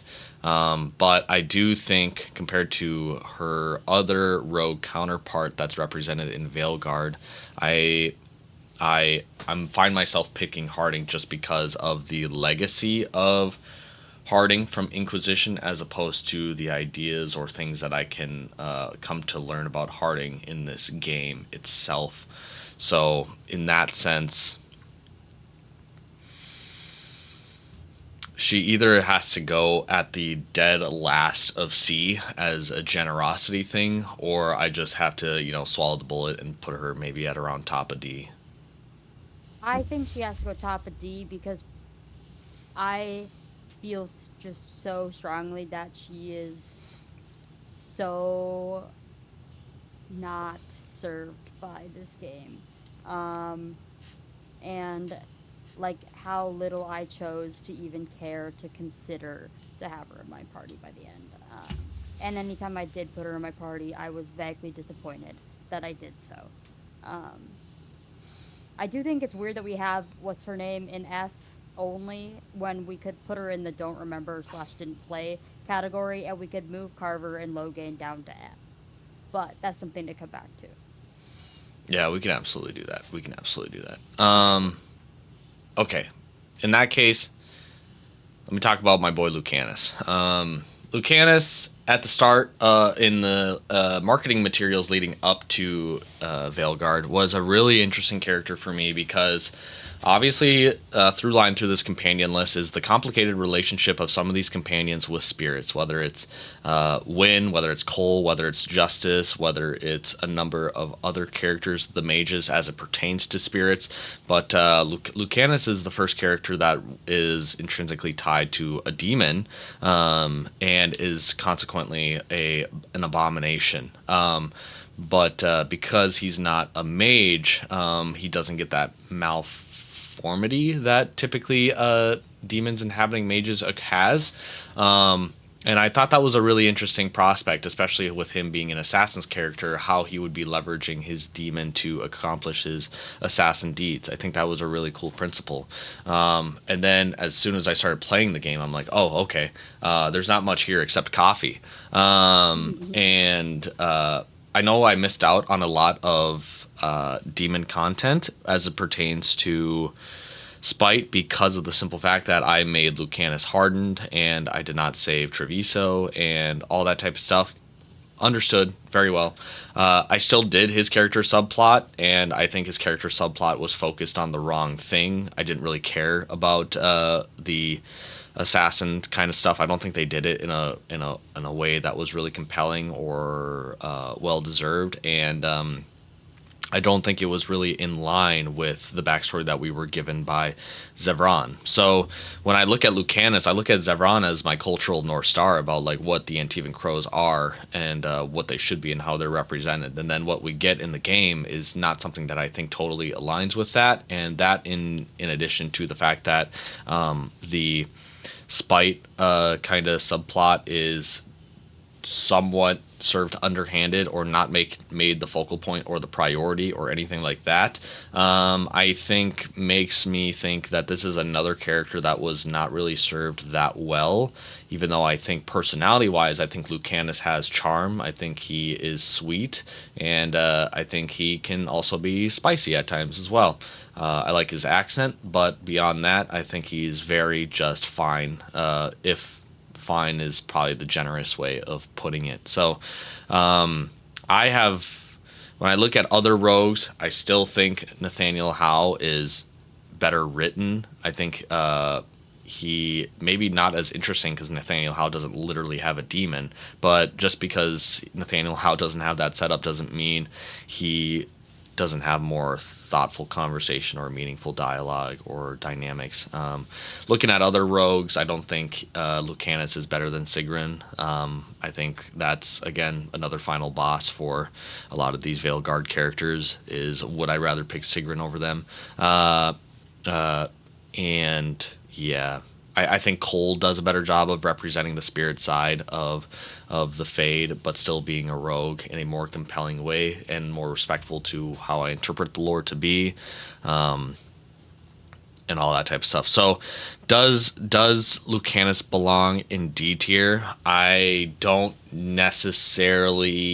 I'm never mad at putting him in D tier, but I'm also not mad at all of putting him in the C tier as well. I think he actually feels somewhat akin to Blackwall to me in the way of like I had ideas and expectations, and they were somewhat not respected or not what I expected. Or I didn't feel satisfied when the rug got pulled under me.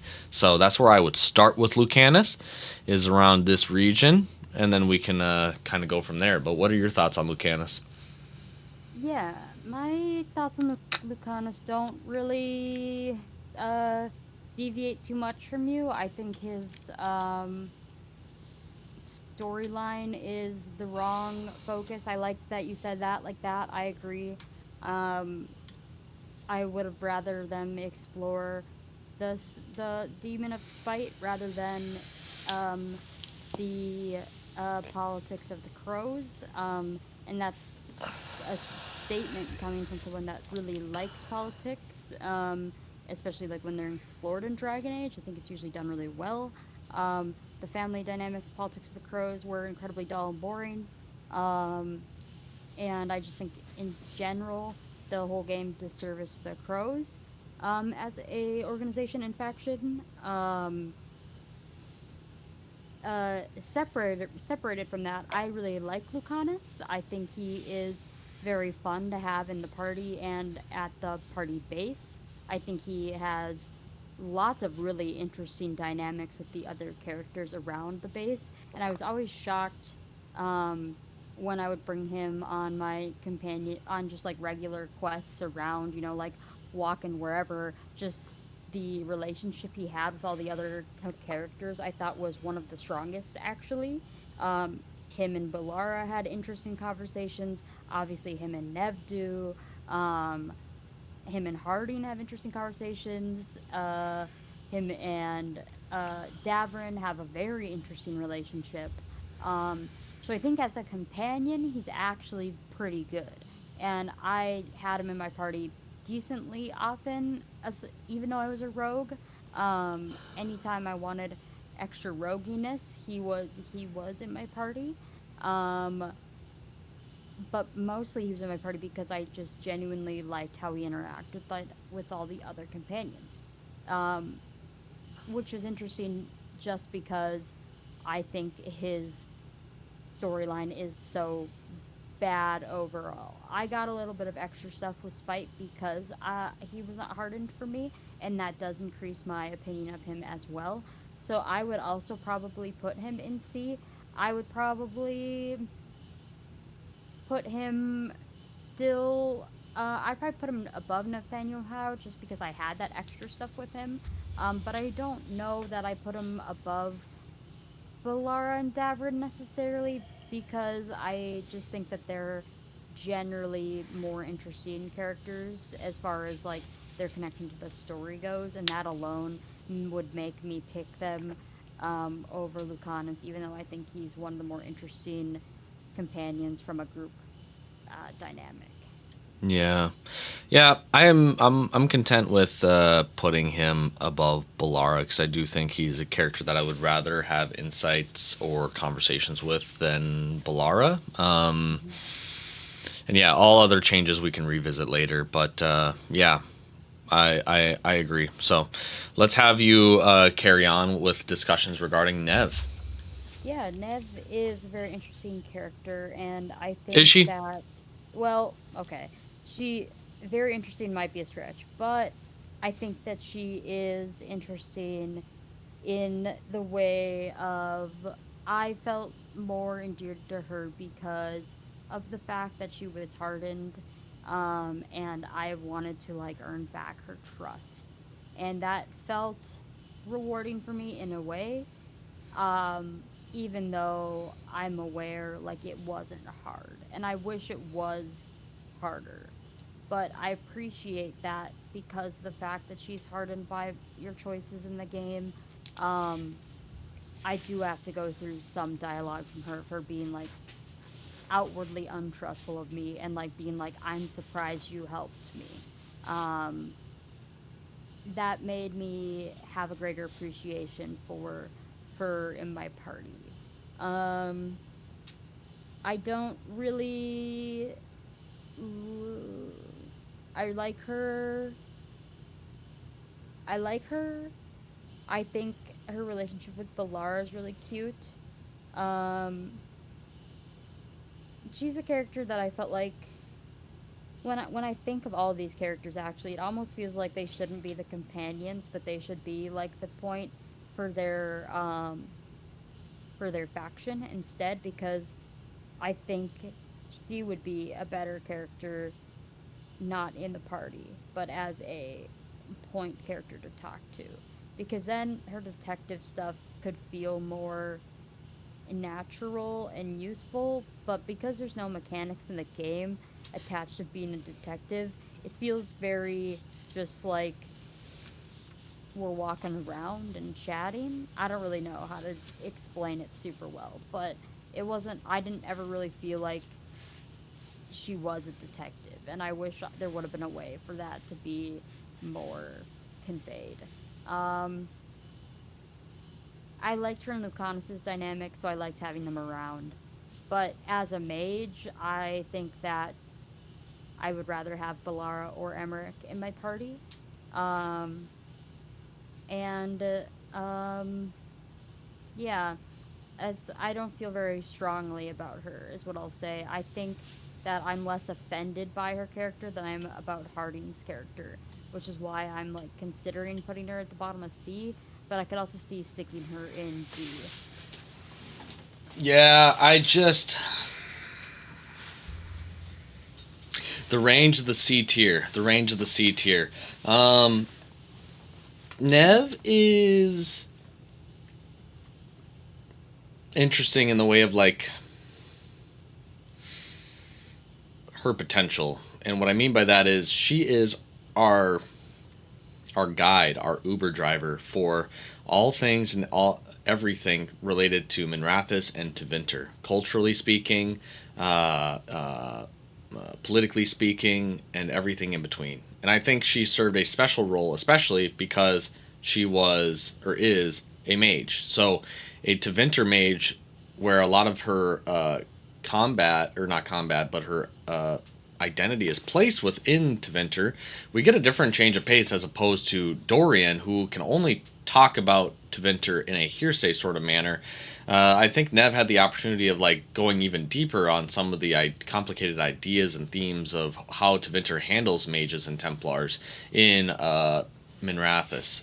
But, you know, as the game makes its choice to only be in Docktown, I think a lot of that just gets fumbled. And I think her being a detective, supposedly speaking, also somewhat becomes fumbled. And I think, yeah, I actually do enjoy her hats and her outfits. And I do like that she is a pretty strong square. Like she knows that these other bitches don't got shit on her. She does her own thing. She knows what she's doing. I think she is. I appreciate her quiet kind of strength. It's not very boisterous or over the top. It's very reserved and calculated. But beyond that, I think the insights provided by Balara, if I wanted to run Balara, are worthwhile or more compelling generally than Nev. And I think she doesn't hold the candle to our boy Emmerich, which is unfortunate. And so it's like, if I'm not doing a quest that is specifically in Minrathous or exploring Minrathous, or should I say Docktown, I don't know necessarily why I want to run her, and that's tough, because yeah, I like it when I love the mages. Like we clearly have a strong love for mages. Two of them are in S tier. Another three are in A tier. Like a good mage is prime time Dragon Age content. And it sucks to have a mage that is doesn't leave much of a lasting impression. Has a compelling kind of like subplot. I mean, like it's like cool gang stuff and like the threads and all that, but it's really not that compelling or exciting. It's compelling and exciting because you get to explore a new part of Docktown, which you know was kind of what we wanted. But I don't think the juice was is necessarily worth the squeeze. So I think Nev is a letdown. I think for everything that the potential had to be, not necessarily what our expectations were, but just from a sheer potential level, I think she is D. I don't think by any means Nev belongs in a category with Vivian, Ironbull, Justice, Sigrun, even some of these other Veilguard characters as well. I think there has to be a separation between these guys, consequently. So Fair that's enough. where I would Fair put enough. her. And with that being said, we have the last Dragon Age companion to talk about.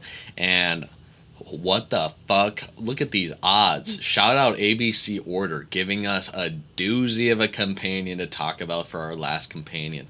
We have Tosh. Yeah. What can I even begin to discuss about Tosh? Let me just start with this. I romanced Tosh. I romanced Tosh. I fell in love with them. And I helped them along their journey through all of the complications that they have in their story. Uh, I did that to because I already knew going into it that Tosh was a controversial companion, but I wanted to have a front row seat to Tosh and everything that they had to offer, and the extra, you know, the privilege of getting to know them on a deeper level because as a consequence of the romance, and what I feel about Tosh is similarly to how my opinion hasn't much changed from the review where we really go in depth on Tosh, and that's Tosh is unfortunately uh, a victim of just writing oppression, in the way of all of the struggles that Tosh is seemingly inheriting for uh, the purposes of her subplot. I remember in the review delineating the issues between Dorian and Tosh in the way of like Dorian had his struggles with his father, and that was something that you had to help him go through. But beyond that, that was really primarily what Dorian was going through. So it was easy to fully develop that idea, that relationship, that backstory on how his issues affecting him and all that type of stuff in a more thoughtful and thorough manner, as opposed to Tosh, where I feel like the way that they try to get you to sympathize with them is by sheer volume of uh, issues that Tosh has to go through. I think Tosh being figuring out their identity, being going through this non-binary transition is a cool idea to explore, but unfortunately, it's one of a handful of complicated topics that this character was volunteered to explore. So that, in tandem with the decision between Rivani and Quinari culture, as opposed to even not even being allowed to pick the Lords of Fortune as a culture, or the Veilguard as a culture, or yourself as a culture. I mean, technically you can pick yourself, but it's determined to be a romance pick and not I'm just a decent fucking human being pick, is kind of just retarded, respectfully speaking. And I think her issues with their mom, I think, is very interesting as well. But again, it gets folded in amongst all these other issues, and it's like, damn, we can't even let one of these issues breathe because now we have to now save their mom. And not only is it a save their mom thing, it is a several hour, like 3, 4, 5 hour detour of character subplot that's spent exploring this volcano and stopping the Dragon Lord. Bitch, who the fuck cares? Why do I care? This doesn't matter. The Dragon Lord doesn't really thematically play into this idea of identity. Like, he just says he's the Dragon Lord and that's about it. But like, he doesn't have any nuanced take on Rivani or Quinari culture, or you know, I guess gender as well. I mean, we know that Quinari just generally trend to be conservative.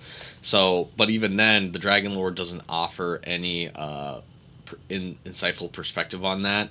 And the reality is that his name is the Dragon Lord. So it's such a PlayStation 2 original Xbox ass villain name. It's like, is this guy ripped out of a Crash Bandicoot game or what? I don't know. And in that sense, it's like I think Tosh deserved the space and the respect and the time to have one issue, probably the non-binary issue, to be explored in a more thoughtful and thorough manner. And I know a lot of people feel that representation is important in any manner of respect, and I think that is somewhat of a shallow take, because if there are people who are undecided or unsure about representation or complicated issues such as being non-binary or having a level of gender dysphoria, I think you want to, when you do have the chance to represent it, you want to have a really good swing at it and a meaningful, thoughtful swing at it. And I think Dorian represents that meaningful, thoughtful swing at it in every shape or form.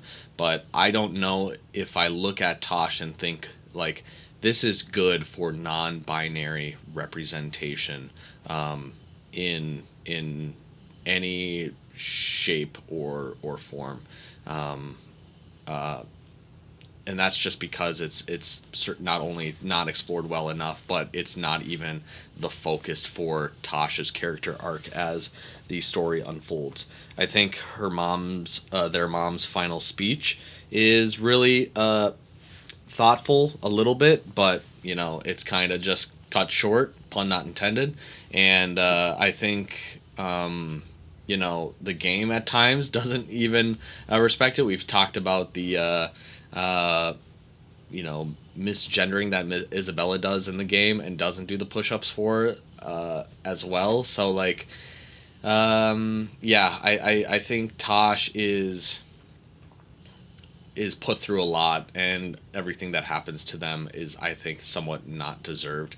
And because of that, let me just keep talking, I suppose, because I don't want to get to ranking them right now.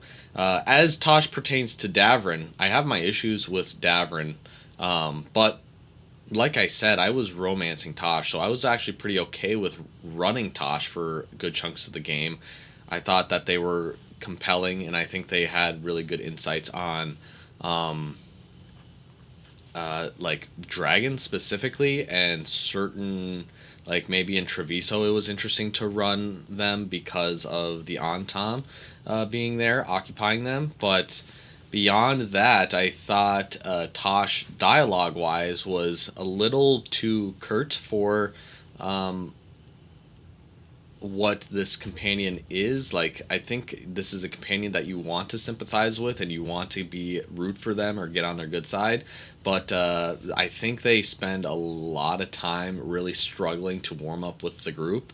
They feel the most like a contractor in the Veilguard party set, because it truly does feel like Tosh's primary offering is the fact that they have expertise in dragons, and that's about it. And the dragons aren't even a focal point because they get discarded by Act Two.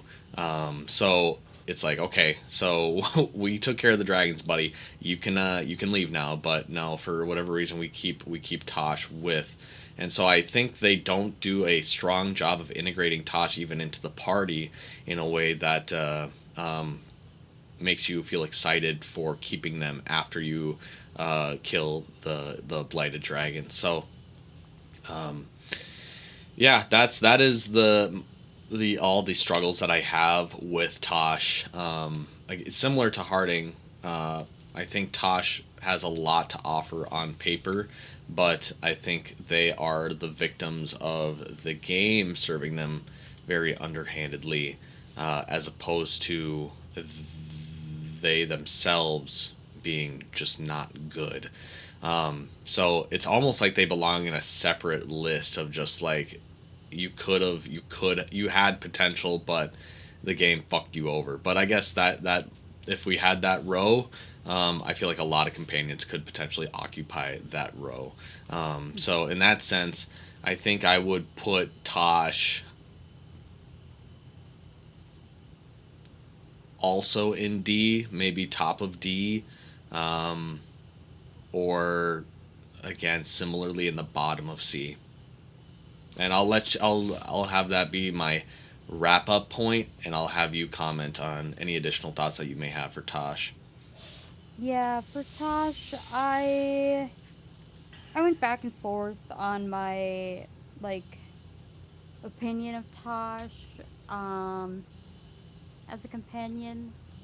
I felt that there was a like, because there were so many threads of the plot that tied to Tosh. I always wanted them. I wanted to bring them around because I had interesting things to say about the Antam, about the Q, and about dragons. But yeah, I didn't feel like they had as unique dialogue with the rest of the party. Um, Something that bothered me about Veilguard, that it's kind of whatever because there's ways around it, but I didn't really enjoy that both Davern and Tosh, as your two warriors, had fire based like moves. I was just like, okay, like anytime I know I like I'm gonna go fight Darkspawn, I want to bring like Davern for sure, but I guess also Tosh because they have um the move set for that enemy type, and I didn't really, they were fine together. They're like, I shouldn't want two warriors. That was all. It was that's really what it was. I was like, oh, I don't want two warriors, but whatever. That's like a dumb issue. But I had that issue. Um yeah, I think the Dragon Lord is the stupidest fucking companion like villain in the whole game. I think it's unfortunate that the resolution between Tosh and their mom is basically when she's, like you said, getting cut short. Um, I think that sucks because I think a more vulnerable.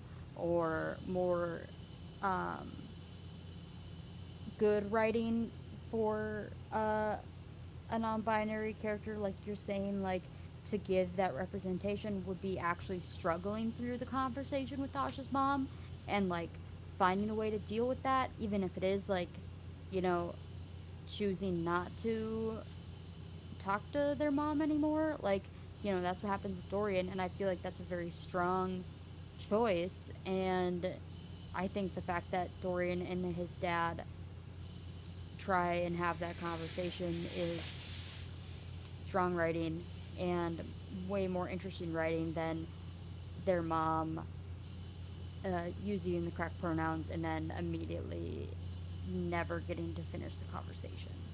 Um, and then yeah, the whole like binary choice when you're trying to show that like non-binary is okay is just frustrating. And yeah, I but I did find Tosh overall pretty enjoyable. I felt like they were kind of a, a little bit contrary to you. I didn't feel like they were a contractor as much as I felt like they're like an 18-year-old and everyone else is like mid 20s, upper 20s is like what I felt about like the group dynamic. I'm like, you are a child and we are all helping you, but we acknowledge that like you have an advanced skill set, and so you are a child and we are kind of like older siblings to you or aunts and uncles to you. um so that was a little bit of more my rationale for their kind of feeling not super as integrated maybe into the group. um and that was fine with me. I think I like Nev ultimately more than Tosh. So I would put Tosh above Harding in D.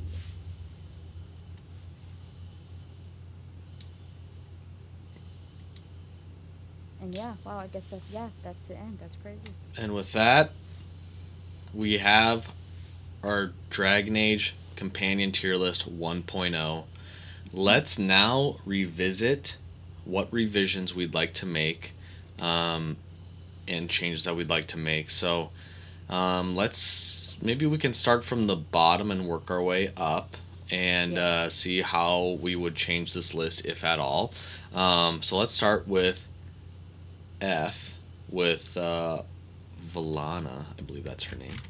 Uh, we were I talking know. about putting her Yeah. in didn't play enough. I think that that feels better for her because it feels kind of disrespectful to say she's F tier when um we don't have basically anything to say about her because we just simply don't remember her. Yeah, that's fair. Let me move her down here. She very well could be, but Yeah. So in that sense, let's go to D tier. Is there anything about D tier that we would like to change? Is there anything that we would like to I think shuffle around? let's move Logain and Carver at least to F. Okay, that works for me. Um, Gosh, if I could put them like down over here. Um, but that works for me. He can be the only F if you want. No, no, no, no, no. I thought about it. I thought about making a whole new row for Carver that's just called Carver. But no, I think he can fit within the F tier. Fucking Yeah, punk tier's big bitch. enough for him. Yeah, yeah, it fits him. With the D tier, let me think. Is Sten really worse than Tosh as a warrior?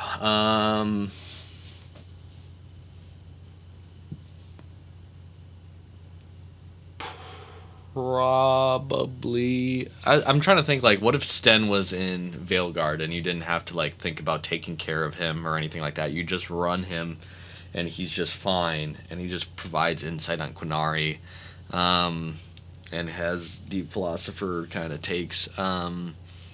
I don't know. I think he's just dry enough to still be bottom of D tier. I don't know if I Yeah. necessarily need to move him, but it was a thought worth exploring. Uh, Is Harding worse than Tosh and Nev? I think so. I think Mhm. so. I think Nev is just. The problem with Nev is that Nev is boring. Harding is still Harding. I think Nev still is kind of a little bit boring, but Harding still is a letdown. Yeah, I think I'm cool with leaving this as is, but this is just thoughts that I'm thinking out loud. But if we're okay with D tier, we can move on to C tier. Mhm. C tier being our biggest, most amount of companions that we have occupied in this row. Is there any changes that we feel like we want to make to the C tier that we think are important? Hmm. Um.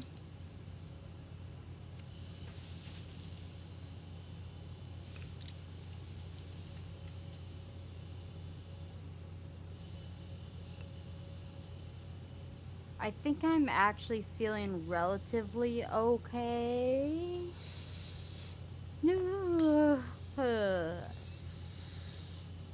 I don't know. I'm feeling relatively okay with the C tier, but I could like see arguing putting Bethany and Blackwall at the top of D, but also like I feel like or maybe just Bethany.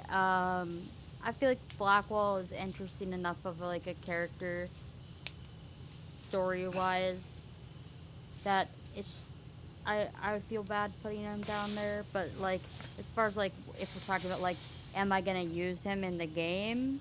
I'd probably use Tosh just as much as Blackwall. Yeah, yeah. I think the because we established Carver as F tier, I think there's a lot more comfort in putting Bethany at top of D tier or mid of D tier.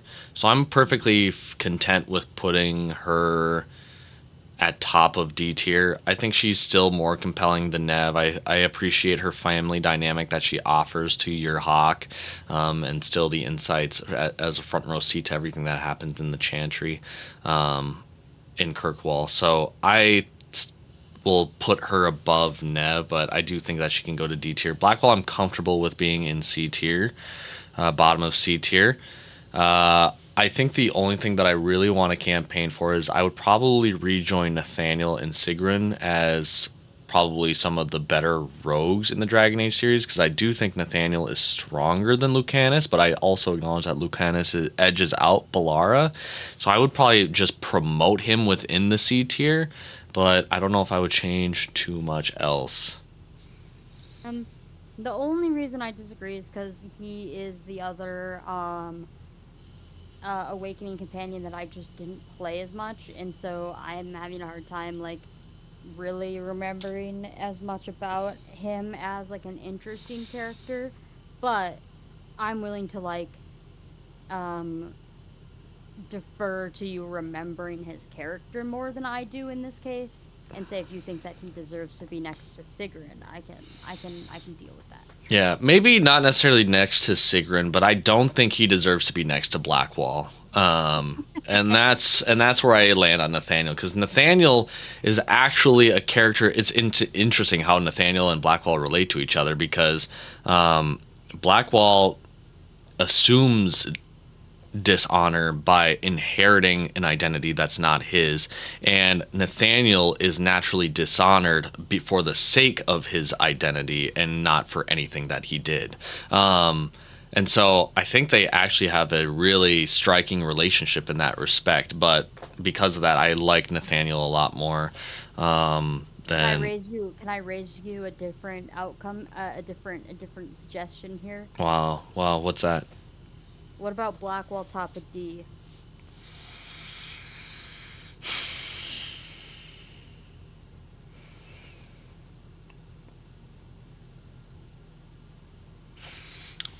I think you and I both know that if Blackwall and Sten were in the same game, we would still be picking Blackwall. Okay, yeah, that's true. That's true. You say that, and that's so true. Yeah. And by extension, I think you could have a toss up between running Blackwall or Tosh. So Hmm. I think you could still edge out Blackwall And even before the whole twist with Blackwell, I still think he's a pretty strong character to have. Again, he somewhat resembles that Duncan archetype, even though he's not Duncan up until the twist. So I still think he's like an okay companion to run with. He's just not Cassandra. And so that's the challenge. So I don't think he needs. I don't think Nathaniel needs to be by Sigrun because Sigrun is our sweet princess, our queen. But I am. I would put him above Lucanus. I will defer to your love for Davrin, even though I have probably more problems with Davrin than you, and so I'll have Davrin be the delineation between Sigrun and Nathaniel in this instance, if that Okay, works for you. I can live with this. Yeah, I can live with this. Okay, cool. Then any other changes that we would like to make to the C tier? Mm,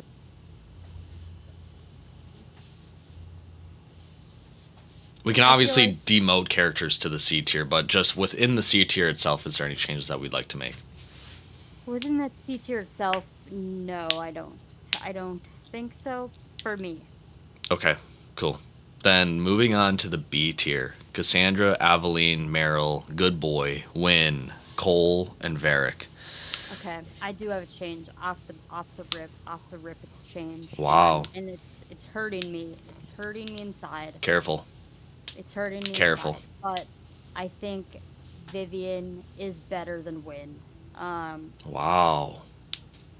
ultimately, I think I like Win better. Um, like just because I've played her more, but I think that Vivian is generally a more interesting character, more compelling, like insights on the circle. As a first enchanter, they both no Win becomes a first enchanter in Awakening, I think, which is an interesting part of her character, but she's not a companion at that point. Um, I really like Win. I think she's great, but I do think Vivian is more interesting even in just like the insights they add to the to like banter, as you were saying. I think banter in Origins and Inquisition sometimes serve different purposes. Not that in Inquisition it's not like adding insights to areas and things, but like in Inquisition there's a lot more just like poking fun at Alistair, and in Inquisition I think there's a lot more of like the mages like debating like the circle. Yeah. I I can get jiggy with it. I generally defer my win opinions to you, so that's why I'm not really gonna throw a fit. But if I'm down for a Vivian promotion, because I would run her generally way more often than Blackwall, so I have no problem with putting her at bottom of B if you'd like. Or are you thinking of something more severe of a demotion for win? No, I was thinking of making making Cole and Varric above Win, um, and Vivian and Win next to each other. Colt and Our Varric first above win. enchanter, our Okay, first enchanter queens. okay. Then do you want Vivian ahead of win or behind win? Um, I'm like struggling to think who I would use more if they're in the same game, just because I love Win. I have such an affinity for her, so I want to keep her above Vivian for now, I think. How much is But win your love for win is just her dialogue with Alistair? I think a lot of it is that, and that's why I'm like, oh, it hurts me because I think Vivian is probably a better character. I've just used her less than I've used Win, Yeah. and so there's that part of it. Do you think you would enjoy a scenario in which Vivian and Alistair are party Oh companions? God, that would be so great. I think it would be hilarious. Yes. Okay. Okay. Interesting. Okay. We can leave this as is. I would generally put Vivian above Win, but I know generally ran Vivian more than Win, so that's where I'm at with that. But I think um, we could shake that down either way. I think either way is understandable. yeah, yeah, I concur. Let's see other changes I would make within the B tier. I think I would put Good Boy behind Cole. Um, Mhm. Cole generally is a person, and easier to take care of than Varric. So, but I also know Good Boy is easier to take care of than Varric. So in that sense, I would put Good Boy and Varric kind of almost tied as well, in the way that like they're complicated, but I think there's still really good moments with them, regardless. Uh, Between Cole and Meryl, I still think Meryl edges Cole more often than not. Pause. So I would put that way. I think Meryl and Aveline. I think this is okay matchup for me. I think Aveline is still strong enough and has some silly moments that makes it compelling. But Meryl, she's just my sweetheart, my little baby. But yeah, I'm fine with this. And then Cassandra and Aveline, I'm okay with this as well. Yeah, I think I can be okay with it. I think for me, I would put dog slightly lower. But you're more of a dog boy than I am, and I understand that. I think I'd probably run, like if I'm thinking of dog as taking the place of a warrior, I guess I would run Iron Bull over dog simply because he's a guy. Um, but um I don't actually know. I think dog is supposed to take the place of warrior. I'm not actually sure. Um, Well, he's a whole different class. yeah, so that's why it's like I'm not sure where he goes in the party comp. Ever. So I'm okay with where he is. I'd probably put him at the end of B because I feel so weirdly disrespectful putting him above the other people. But that's just because it's hard for me to be like dog equals person. So I'm okay with where he is. I think I feel pretty comfortable with the B tier. We can put him here. Okay. We can put him here and make it easier for everyone involved. And then we can close the B tier. We can move on. Let's talk about the A tier. That includes Solus, Anders, Oghren, Isabella, Zevron, Oh, Fenris, and Emmerich. This is where we're talking about like some of our babies, some of our children. This is yeah. where hard discussions have to happen, where maybe wars have to be fought. I don't know. But how are you feeling about the A tier and its current form? I'm feeling like as much as I love them, as much as I adore them, Ogren is a little too high. I feel like I'd put Isabella above Ogren.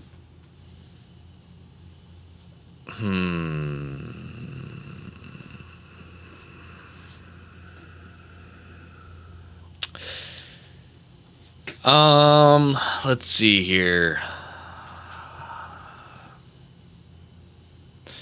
For my sake, let me just do something real quick. Let me Right. just move things like this. And now Ooh. I have it categorized by class.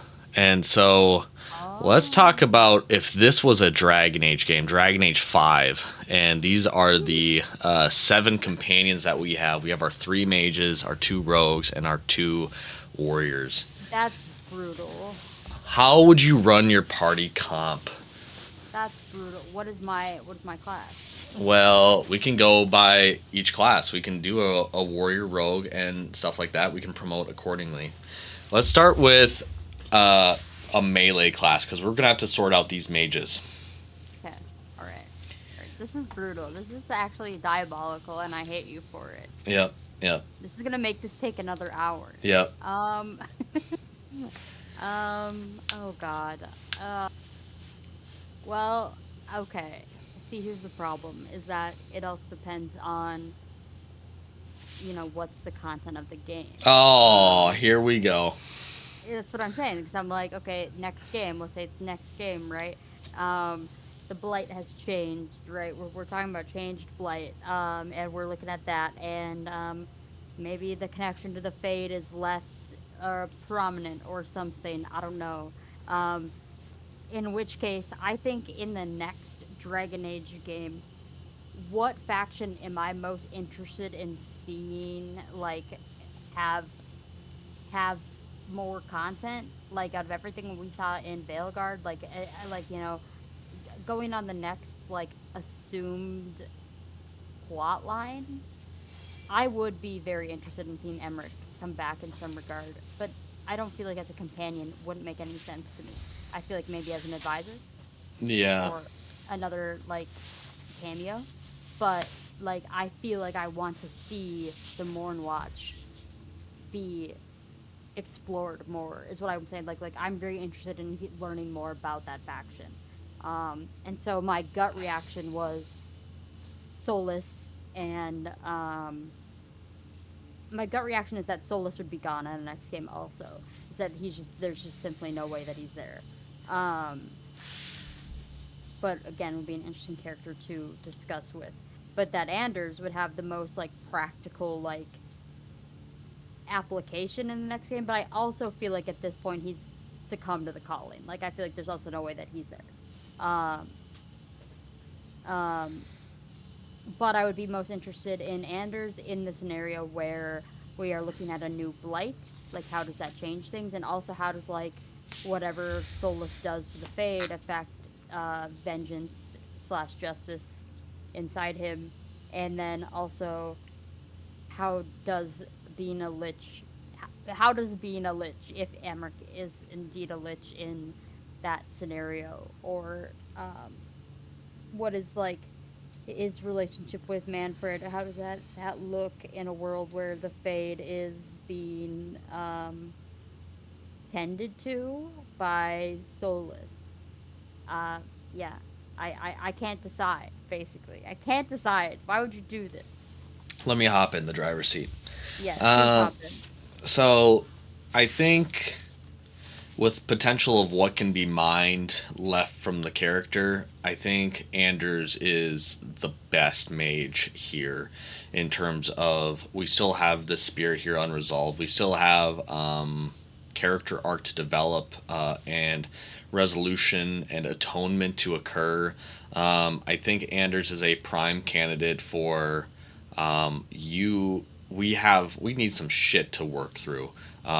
And figure out. I think the Mage and Templar conflict in the South is still somewhat unresolved, even though the Inquisition likes to. We came to an amicable situation, but I think Anders still existing still is an issue for the larger world of Dragon Age, and something needs to happen consequently because of that. It's kind of like what would happen if you let like what if Darth Vader at the end of Star Wars was like, "Yeah, the Empire, we did some fucked up shit, and we're sorry, but the Rebels also did some bad shit too, and so let me just like blow up a planet and run away."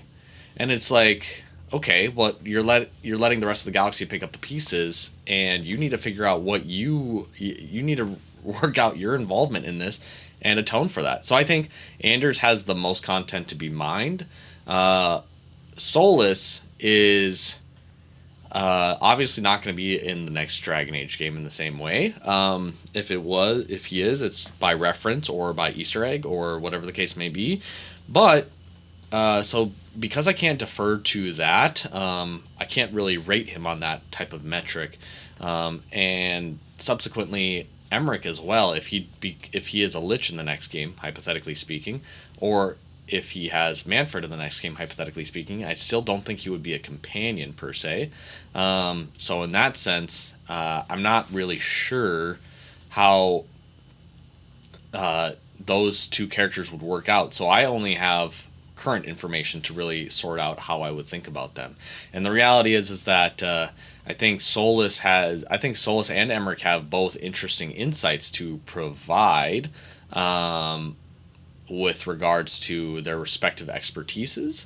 I do think Emmerich is edged out by compelling conflict, whereas Solus has a lot just by the nature of who he is, what he is, and insights that and the stuff that he knows about. I think is just generally of more favorable companion that you'd want to run.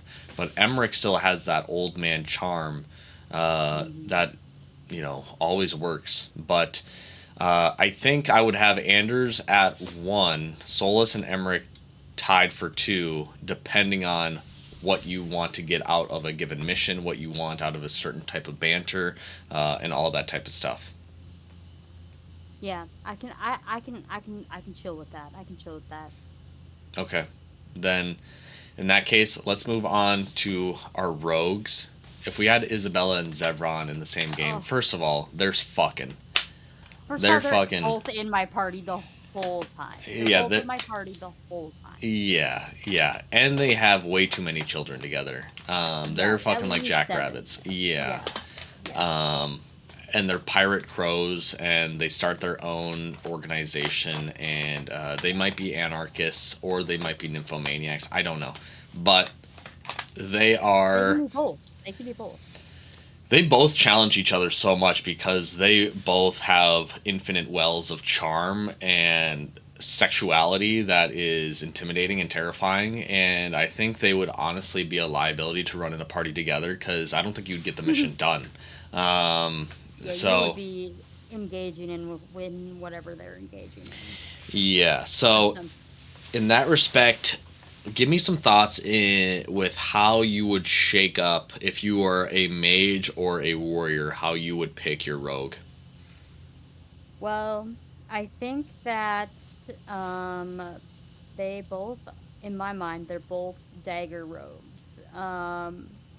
Two dagger rogue.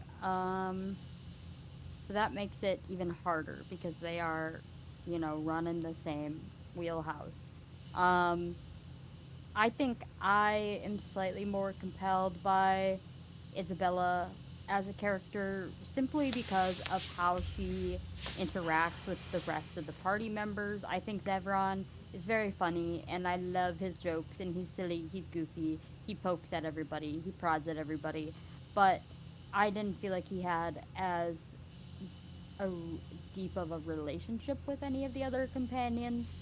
Whereas I feel as Isabella, she could be a shitty brat, but she's a shitty brat who finds a way into everyone's heart, and I think that that's really sweet and beautiful in its own way. And like if someone like Aveline can like be her bestie by the end of the game, and she can show up and have a relationship with Fenris by the end of the game, I think that makes her just genuinely a little more compelling of a party member, and that's probably what it would boil down to between them for me is how they interact with the rest of the party. Yeah, yeah. I think their interactions with the party is going to be a big determining factor. I think Isabella would have potentially better party interactions with the rest of the companions. I do think Zevron has the more compelling backstory and potential to be mined in the future, just with him being an Antivan Crow. I think Hmm. Isabella being a Lords of Fortune or a pirate or whatever the case may be is leaves not much to be desired in terms of what you would hope to explore out of that character in the future. But I think she is still a pretty solid pick in any companion composition that you would have picked out. So they're basically almost tied for me. But if I were to say, if I were to look for, if I was in a playing a fifth Dragon Age game and I was doing my companion quest, I would probably be looking forward to Zevron's more than Isabella's. Hmm.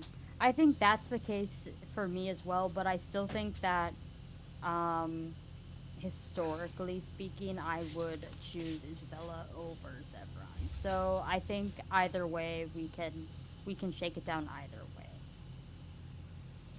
Okay. I am perfectly fine with leaving Isabella above Zevron in this particular instance. Um, so then, in that case, let's go back to our traumatized boys, our we have issues and we know it, brethren. Um, Fenris and Ogren.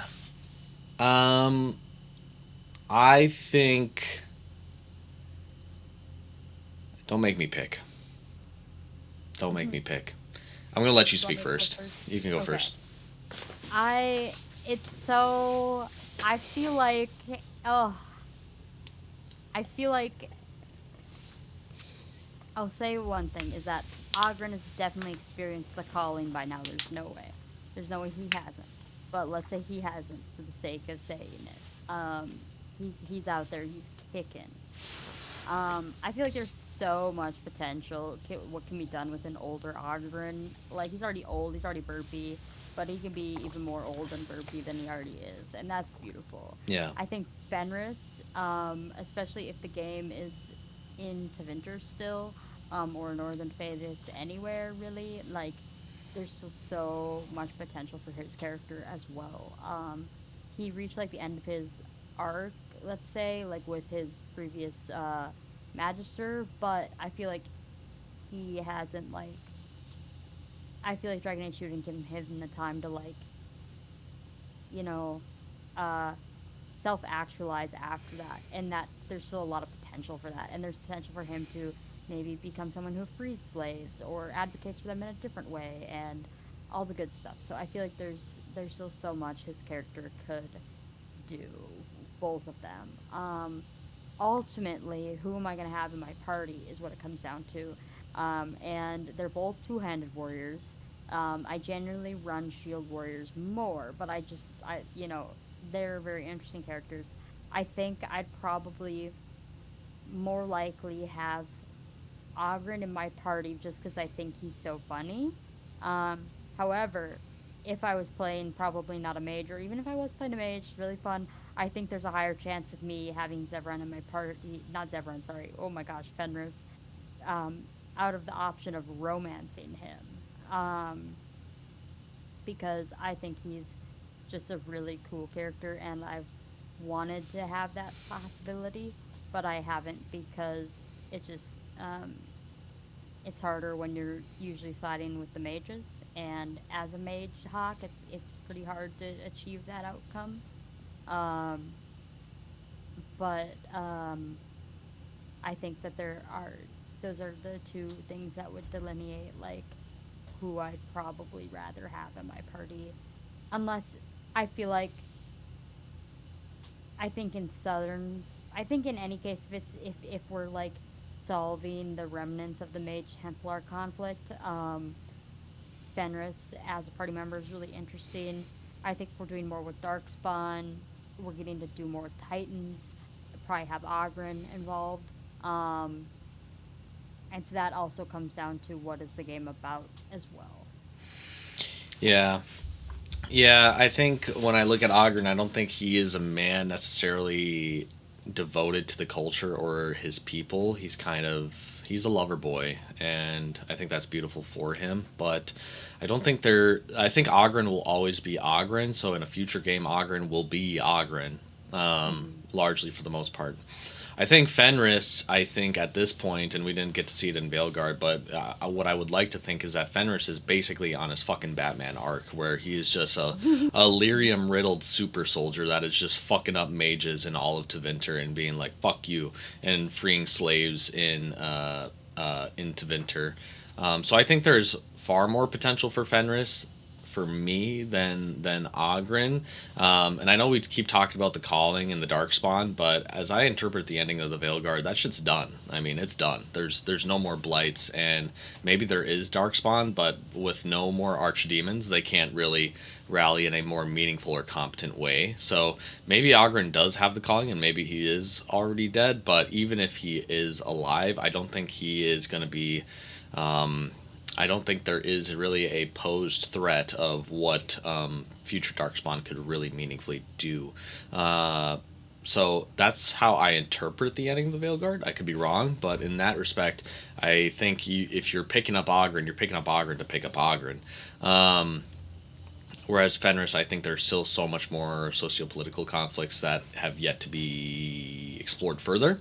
And I think he would be a great addition to that. I think also he would have a lot more time to potentially mature and become more of a person, as his trauma as it relates to his former magister is kind of more deeper in the past, and he is more of his own person and he's comfortable with that, and now he is just living this path of, let's do right by my people and fuck over these Tevinter Magisters.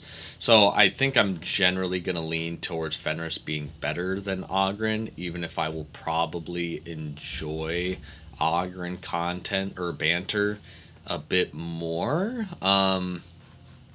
But that's also assuming that Ogren doesn't get past his traumas and he's still a crippled alcoholic, and all that type of stuff. So we're assuming a lot of things with regards to Ogren. So that's why I think I'd rather go what I can reliably say I would enjoy more, which is probably just Fenris.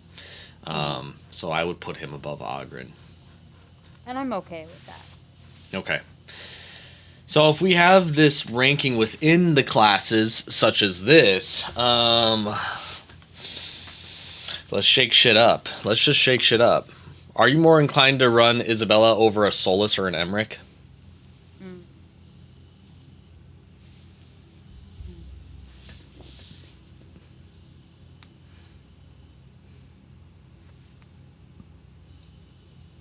No. Are you more inclined to run a Fenris or an Ogren over a Solus and Emmerich? No. Are you more inclined to run a Fenris over an Isabella? Or an Ogren over an Isabella? No. Are you more inclined to run a Fenris or an Ogren over a Zevran? Mm. That's the only one. I feel like I'm more inclined to run Fenris and Ogren over Zevran.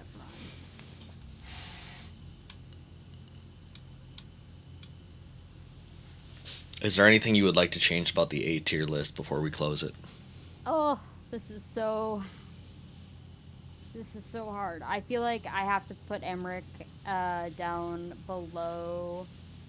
Um, uh, I feel like I gotta move Isabella above Emmerich. Hmm. Possibly even above Solus, like as a companion. But I think I'm getting in. I think like him as him is getting in the way of that. No, I'm not even sure if I would put Isabella over Emmerich because Emmerich just adds so much as like a party member. I think I like Isabella's character and her relationships like a lot, but like You just want to sleep with as his her, and that's okay. I w- yeah, yeah, basically. No, I think like I would as in I like her relationship to all of the party members better than Emmerich's relationship to all the party members, even though I think his is really good. But I like Emmerich's relationship with Rook, the protagonist, a little better than Isabella's relationship to the protagonist. And that matters also. But what do you Uh, think? What do you think with where it is at? I think like we have the ideas of the characters and then what we got with the characters. So in terms of what we got with the characters, I would argue that Fenris's arc in Dragon Age 2 is more rewarding than Emmerich's. I think you get a good payoff with Emmerich's with the choice at the end, but I think the journey to get there is like way less compelling than Yeah. Fenris's. So in that sense, it's fucking with me. I think Fenris does have good banter, but it's really only pertaining to a particular conflict. Outside of that, Fenris is kind of somewhat dry, whereas Emmerich can add to a litany of topics with regards to, fatherhood, with regards to magic and the Fade and everything tied to that. Whereas I think Fenris is kind of out of his depths if he's not talking about mages, the Magisterium, Tevinter, or elves. Which, again, is a pretty wide berth of topics, but I think it's pretty tough for me to pit Emmerich against Fenris, but I'm just, as a self-awareness check, I love that this is where we're at. I like comparing Emmerich to Fenris. I think this is good. This is healthy. This makes me feel good. We're actually talking about good characters. We're not talking about everything below. Not that everything below is bad, but finally we can have like indecision as it relates to good, as opposed to not as good. Isabella. It's interesting. Isabella is. She's too hot for her own good. I've never seen a character get so high just off of sheer sex appeal and wordsmiths. Like it's like she is so unfuckwithable. She can talk her way into S tier if she was here in person. If she was in this Discord call, I'd be fucked. I'd Oh be yeah, like, we'd yeah. be gone. We'd be gone. We're Yeah, like, yeah, no, you whatever actually you make a want, pretty dude. good point. Fuck Alistair. And we would be screwed. We would be screwed. Yeah. But yeah, I think it's really tough to talk about her because when you actually start to treat her like a fucking person, there's not a whole lot there in the way of like, I don't care about the Lords of Fortune or the pirate stuff, and she is low-key kind of a piece of shit, but like she's there to fuck shit up, and she is hot, and it's hard. It's hard, and it's not Is fair. it? It's hard. Well, Dang, that's crazy. no, not at 12:30 on a Monday, okay? And but this is it's bringing a lot of thought and pause for concern. It is bringing a lot of thought. Hmm.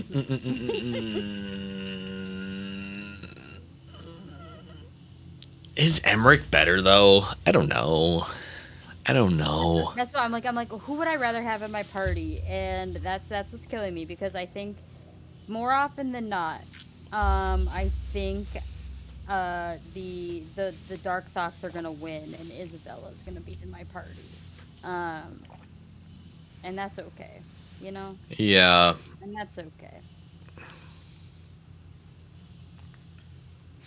Yeah, I think I'm just gonna have to settle that this is okay. Like these, I think everyone in the A tier is kind of operating at like a neck and neck level. Like I think Yeah, the I first agree. five, I think are so they offer so much in different ways that I think you won't go wrong per se. And then I think Ogren and Zevron, they're just like maybe not neck and neck, but they're just like a shoulder, behind. Like they're just nipping at the heels, I think, in a way that I can respect and I can understand. So I'm actually pretty content with leaving the A list here as is, and moving on. I agree. I agree. Okay. Finally, we get to the S tier. Only 4 companions exist in the S tier. The cream of the crop of what the Dragon Age series has to offer. These are the characters that, when you're like, why would I even play this game? These are the characters that have to come up. They have to be mentioned. They have to be discussed. And they're worth the price of admission. So, I want you to start with these ones. I want you to start. yeah. So, when I'm talking about Alistair and Morgan, they are the king and the queens of the castle. This is how you nail characters that are so disparately different, but yet have unwavering,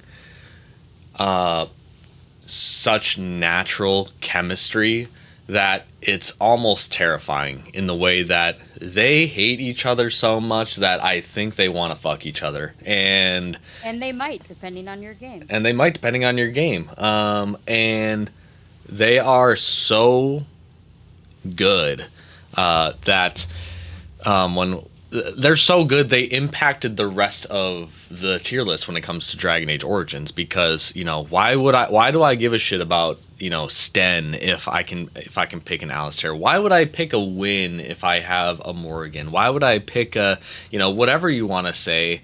Because you have these two characters. If you're already a rogue, God forbid your other rogues, because you have Alistair and Morgan to round out the party. So it's really hard to neglect what these characters add to the party, in any respect, in any combination, any permutation, anything lore wise, anything within the future games.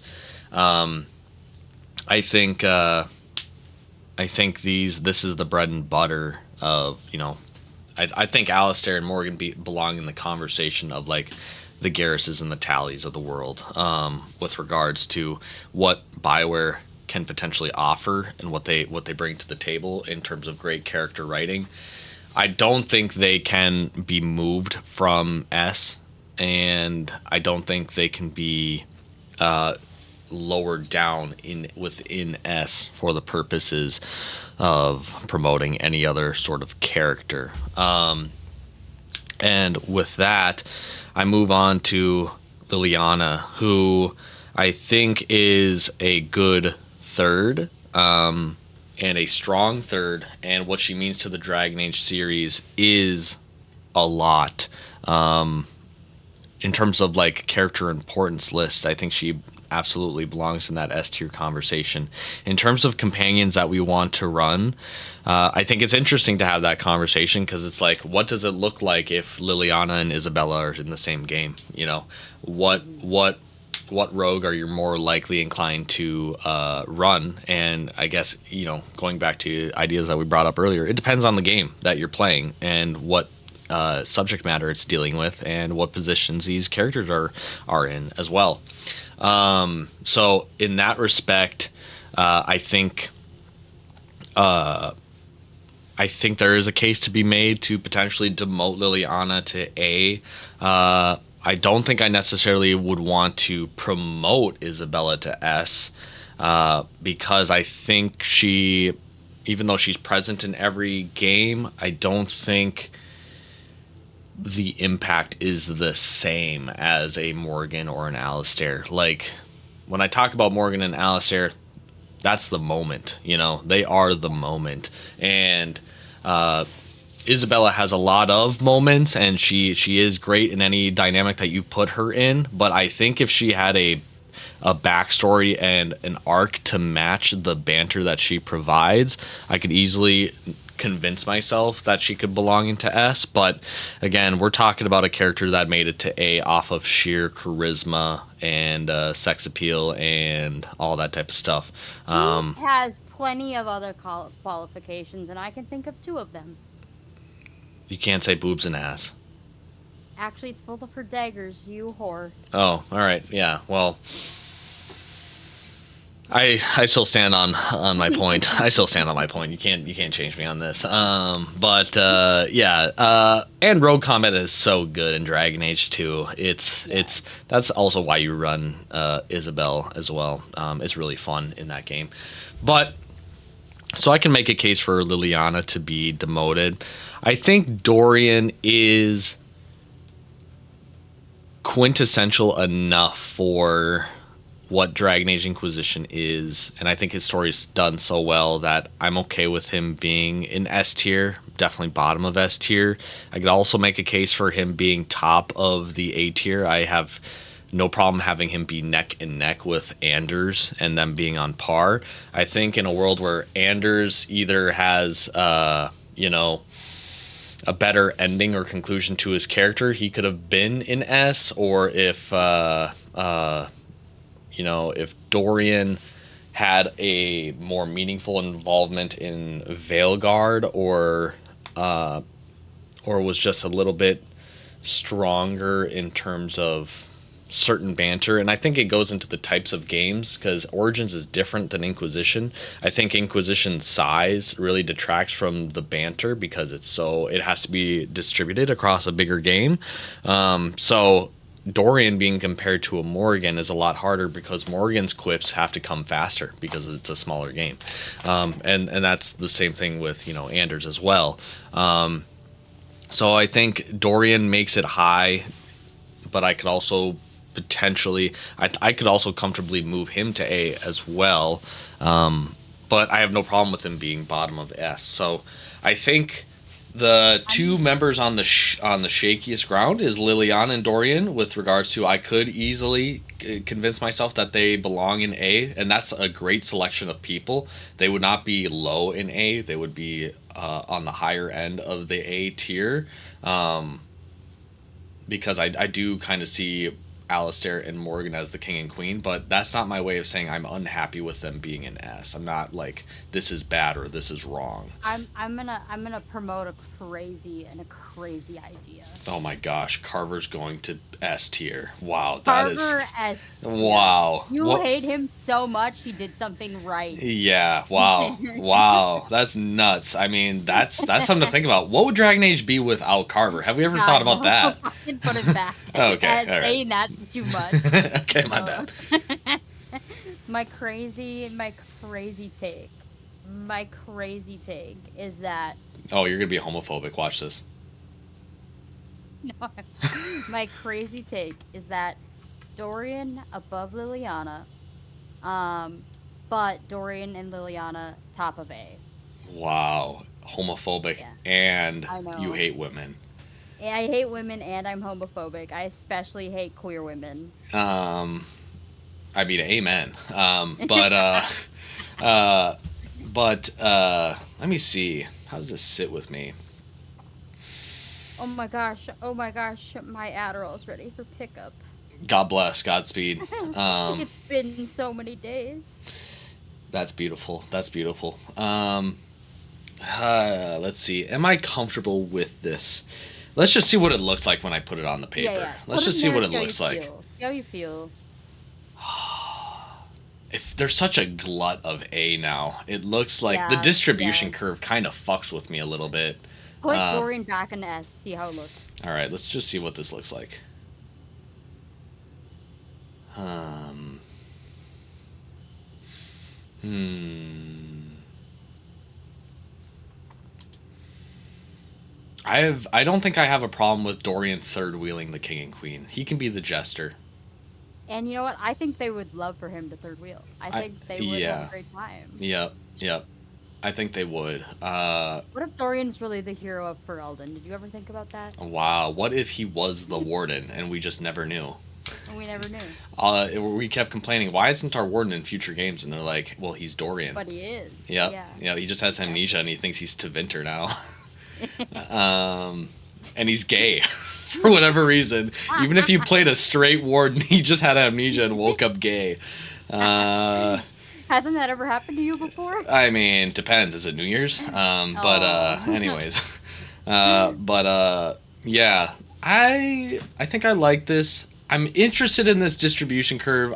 My math brain is like it has to be an even rounded curve for everyone. So it feels like there should be the most characters in B, uh, but that's okay. This is not bad.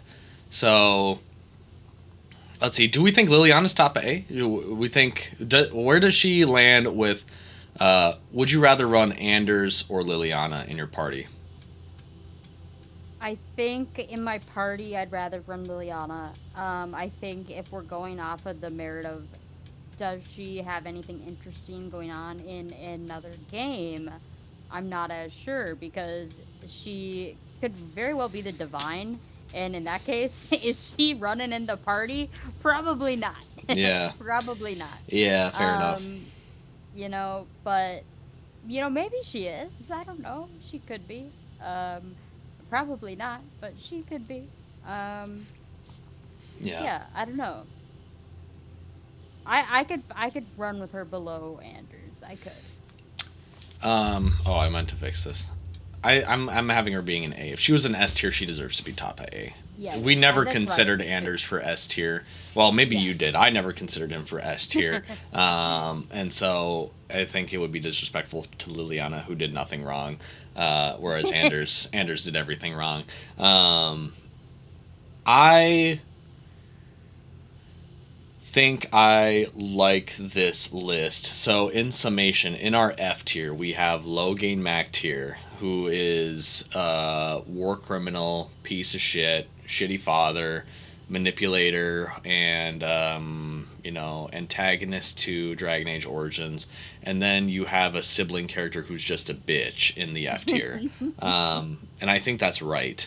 And then D tier. D So funny. tier, we have Bethany, Hawk, we have Nev or Neve, and then we have Tosh, we have Harding, we have Sten. We have a glut of Veilguard representation in the D tier. We have no one from Inquisition in D tier as a companion. Harding technically being Yeah. from Inquisition, but no one from Inquisition as a companion being in the D tier. Um, I think I could make a case for Blackwell entering the D tier, but I think if you give him the space to go on his redemption arc in Inquisition, I think he can be a compelling character.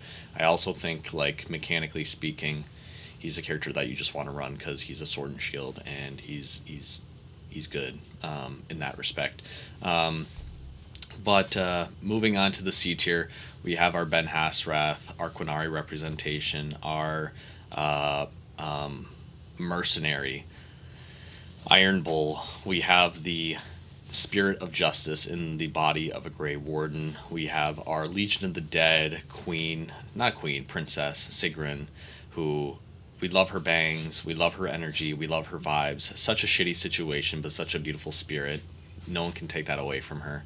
Fuck that. Sigrun's getting promoted. I'm sorry. Dang. Okay. In fact, she might be better than Iron Bull, but anyways. And then we have Davrin, the loving father, but abusive father, and neglectful father in some respect. And we have Nathaniel Howe, dishonored, but seeking to have a better path for himself by helping the warden through Amaranthine. We have Lucanus, the demon dude that doesn't really care about the demon, and the demon doesn't really care about him, and their coffee loving relationship. We have Balara, who likes trinkets and likes being quirky, and I Blackwall. feel like you hate them more than we gave them credit for. Yeah, I mean, would I be completely fine with all of the Veilguard characters being in the Veilguard 7 out of 10 category? Yes, I would be more than fine with that. But with regards to these 2 or 3 characters, they are, again, talking about the game, served so underhandedly, but at some point I have to delineate the difference between the Veilguard characters, and the reality is that these characters are just a bit more tolerable than these 3 characters, so they have to be delineated according to that. But I think the fact that a lot of these characters are literally competing with Blackwall, a piece of shit, and Nathaniel Howe, who is only this low because you don't remember him, says a lot about these characters. Especially because we started this companion tier list with saying Veilguard characters are the most impacted by recency bias. So Yeah. in the event that it's 5 years from now and we redo this list, I wouldn't be shocked if these 3 just trickled down if we had played the other Dragon Age games more recently. So that's where I stand on these 3 characters. I'm not mad that they're in the C tier. I'm just saying it tells us everything that we need to know, that the fact that they have to compete with Blackwall. So yeah. Anything to add to that? No. I just think it's funny because I feel just like I wonder if it would have changed anything for me just having S be labeled 10, having A be 9, having B be 8, and having C literally be 7, um, and D being 6. I'm just curious if that would impact my ranking at all because it is funny that C would literally be 7 out of 10, Veilguard 7 out of 10. So Yeah, look at your 7 out of 10 characters here. Blackwall's a 7 yeah, out of 10. Congrats. I guess yeah. Yeah, yeah. B tier, we have our Seeker, we have our potential Divine, Cassandra, our Reader Queen, we love her. Aveline, the Kirkwall City Guard, representative, the Widow, the strong-headed square, awkward, but lovely. Meryl, the advocate for blood magic, as well as our Dalish representative, and just sweet girl who is exiled and sent to the alienage. Gosh, justice for Meryl. I have a soft spot for her. I understand. It's okay.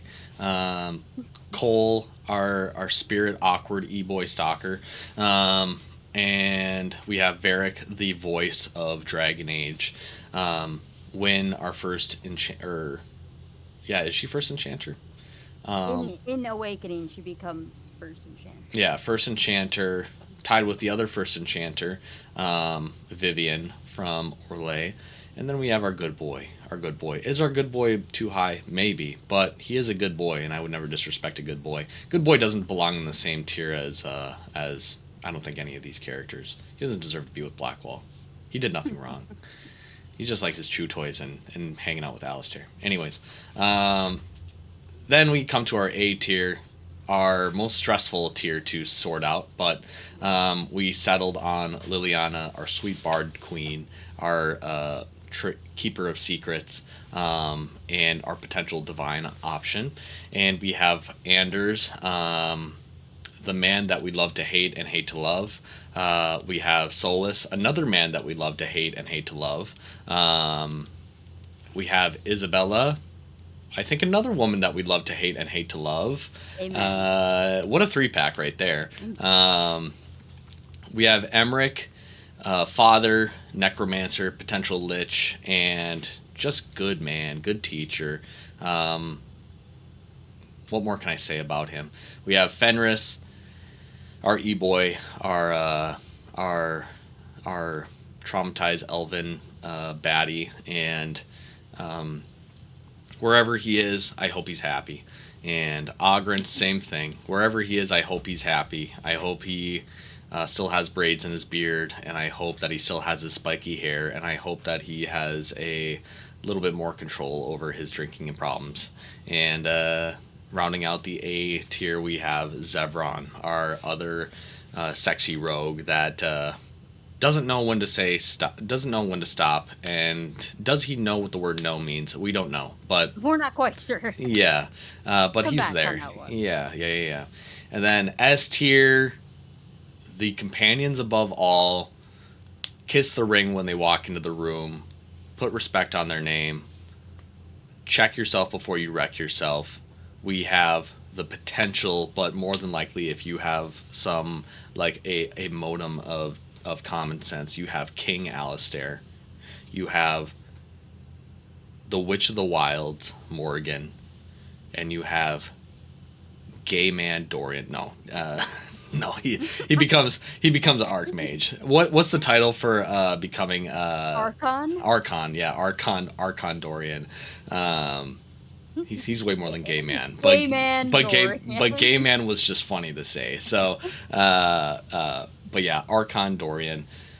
These three, I think, represent strongly how great character writing can be within fantasy, how great party banter can be within fantasy, and serve to sell you why you'd even want to play the games that they are even in. Can't really say a bad thing about them. If anything, the only bad thing that you could say about them is that you want more of them. But that's just how the cookie crumbles. And yeah, that is our tier list. Pearl, now that our tier list is done, how are you feeling about it? It's a really good tier list. I'm very impressed with how I feel about it, considering we have a few different opinions. I think this is a really good collaborative tier list. It makes me really want to play Awakening again, I want to say, and I also want to play Trespasser as my other Inquisitor to give Iron Bull the respect that I want to, because I want to see if I think whatever other outcome for him is possible would raise him in my standards, because I think it might. Um, and yeah, a lot of it just like is like, yeah, Dragon Age, fucking good. It's a great series, and I'm happy that you were like, hey Pearl, play this, and yeah, I think yeah, I feel pretty good about it. Good. I feel good as well. I anticipated maybe a bit more fighting on certain characters, but I'm glad that we were able to get most characters within a tier letter off from maybe where we would have personally felt they were. Obviously, personal lists may have looked a lot differently than this, but in terms of meeting in the middle, I think this was really good for almost all of the characters. I don't think I have any particular grievances with any placements where I'm like, if this was my list, this person would have been 2 or 3 tiers lower or higher. I think this is really, if it's not spot on, it's damn near close to where I would want it to be, and I think that's all you can really hope for when you're making a tier list with another individual or individuals. sucks that we couldn't get any characters into the Veilguard 7 out of 10 category. Maybe next time we make the list, we can revisit that. Especially seeing where Veilguard characters shake out, I still think that opinion is so beautiful. Literally everyone besides Emmerich is not better than C tier. So I think that's beautiful. I think for me, what this list taught me is that I think I need to one, replay Dragon Age 2, and I think I need to replay Dragon Age 2 with its DLC, and by extension I think I need to have Origins and replay all of its DLC, because I'm not comfortable with Shale and Valana being in the unranked. I think they deserve to be ranked because that game is so good. So I think this was disrespectful. I think I need an Inquisition playthrough where I actually give Iron Bull a run through and Sarah a run through, but these kind of two picks kind of happened because I have refused in the past to play Inquisition as a mage, because I don't find the mage gameplay super compelling for me, or as engaging for me as it is in Veilguard. So in that sense, that's kind of why these characters were served somewhat underhanded on this list. They could easily be placed. I mean, Sarah obviously will have a placement in the future, but Iron Bolt could probably have trickled maybe upwards potentially had I had more time with him. I do need to get exposure to this Sebastian guy. I have no idea who he is or what he's like, so that's just something that I need to get exposure on. But these four, I mean, we don't need to rank the advisors or the other Anders. One Anders is enough. But yeah, I really like the list. I'm not really. Yeah, I have no qualms with the list. Really, I like where we're at. So, if that's where I want you to just take one moment and look back at my friends list I sent you the other day, and just wax on how different they are. Sure. Let me go to Pearl's friends tier list, and let's pull them up side by side. Actually. Let me save this image. And let me go to pictures, blah, blah, blah. And then I'll pull this up so that it can be in the recording on screen for everyone to see. Let me do this for you, Pearl. Let me share my screen again. Screen 1, go live, reshare. Open up this picture, share, open up Chrome. Where's my Chrome? No. Oh, I need this to be out of full screen mode.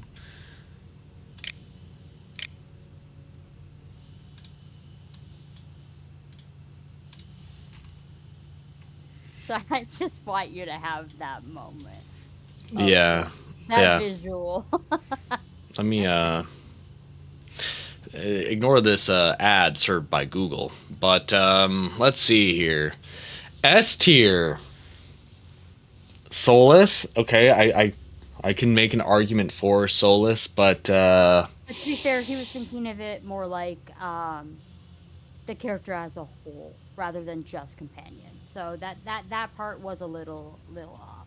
Yeah, if he's talking about importance, I mean, I'm never mad at that. But if we're talking about the character as a whole, Varric should never be in B tier. Yeah. So, crime number 1. Even then, importance as a whole, I think the importance of Solas does not beat the fucking bond, the fucking unwavering chemistry and power that is Morgan and Alistair. It's like Solas got promoted to the top of the list off of sheer lore, and I'm like, that's kind of lame. It's like the lore buff. Okay, whatever. Emmerich being in S tier, I think that's okay. I think that's fine. I think Emmerich being considered a better mage than Dorian is a little off, but homophobic, for sure. Yeah, a little homophobic. Pro senior, whatever. Maybe he likes old people. I don't know. Isabella and S. What a horn dog. That tells me everything I need to know. He wasn't able to resist. He failed his charisma saving throw. Iron Bull and S. Fucking never. Never. Sorry. Even if I replay Iron Bull and I only run him in the party, I don't foresee a world where he could be S tier. And that's not to disrespect Iron Bull, but it's to respect what the S tier is meant to be for. Meryl, I have a soft spot for Meryl. Everyone knows I love my Meryl. But S tier, nah. Even I have to keep a reality check. Anders, you know, do war crimes even matter to him? You know, and that's what I'm interested to know. I think that's an interesting pick to put him in this tier list. I think the biggest problem with the S tier is that it kind of we're taking out the specialty of the S tier list by having it be the most flooded. It's tied with A for the most flooded. But let's keep going on with the war crimes. Let's see. Aveline in A. I think that's a little too high. I think she's a good character, but I still think it's a little too high. But if everyone's in S tier, I guess I can understand why she's in A, because there's hardly anyone to put in the A, B, or C tier. Carver in A. Carver in A. Let's take a moment, everyone. How much of a dog shit take this is. Yeah, I mean, I don't even, where do I even begin? That's like putting Carver and A. It's like, what's that like? I'm trying to think of what that's like. Let me think here.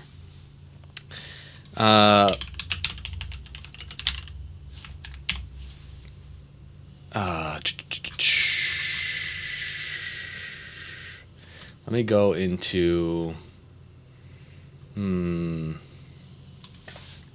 to think of a Mass Effect equivalent to this, because that's the only way I can think of this irrationally. I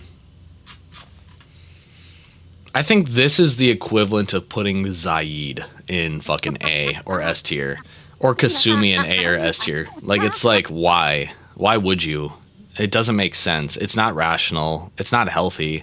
And I don't think you're respecting any of the character. I think you're disrespecting every character below A tier by putting Carver in A tier. It's like, none of the Carvers, I pulled a U. None of the Hawks belong in the A tier for just screen time alone. But even if they were both super likable, I think they would have to be neck and neck with a lot of the Awakening characters, which I already see that Awakening characters were not really served well by his list either, except, you know, like the fact that Nathaniel doesn't even get a placement. I'm like, ugh, what the fuck?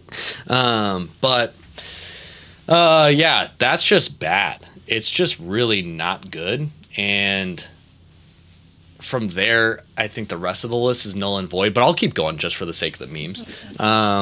Cullen as A, he's not even a companion, so you just like talking to blonde dudes, which is okay, but like he's up there with the best of the best companions, and he's just a fucking advisor.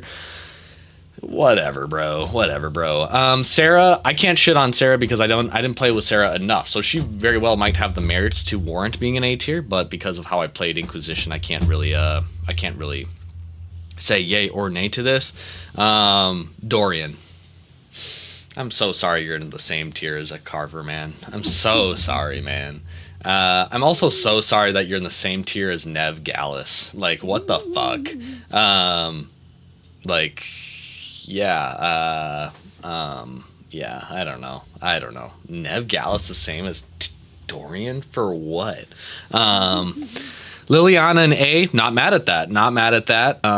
Wrong portrait, but I'm not mad at that. Josephine in A, you know, she's cute, but she's just an advisor. I like the political stuff that she helps out with. Like, no disrespect to Josephine, she's a good character, but how did he rank Inquisition? Is Inquisition his favorite Dragon Age game? No, it's his least favorite. For what?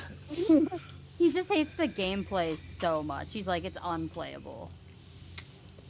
I mean, I can understand that. I think it's bloated. I don't think the gameplay is unplayable, but I guess I don't know what class he played. Let's I don't see. remember. Moving on to B tier, Cassandra B. That's a 1-for-1 match. I can respect that. We matched that.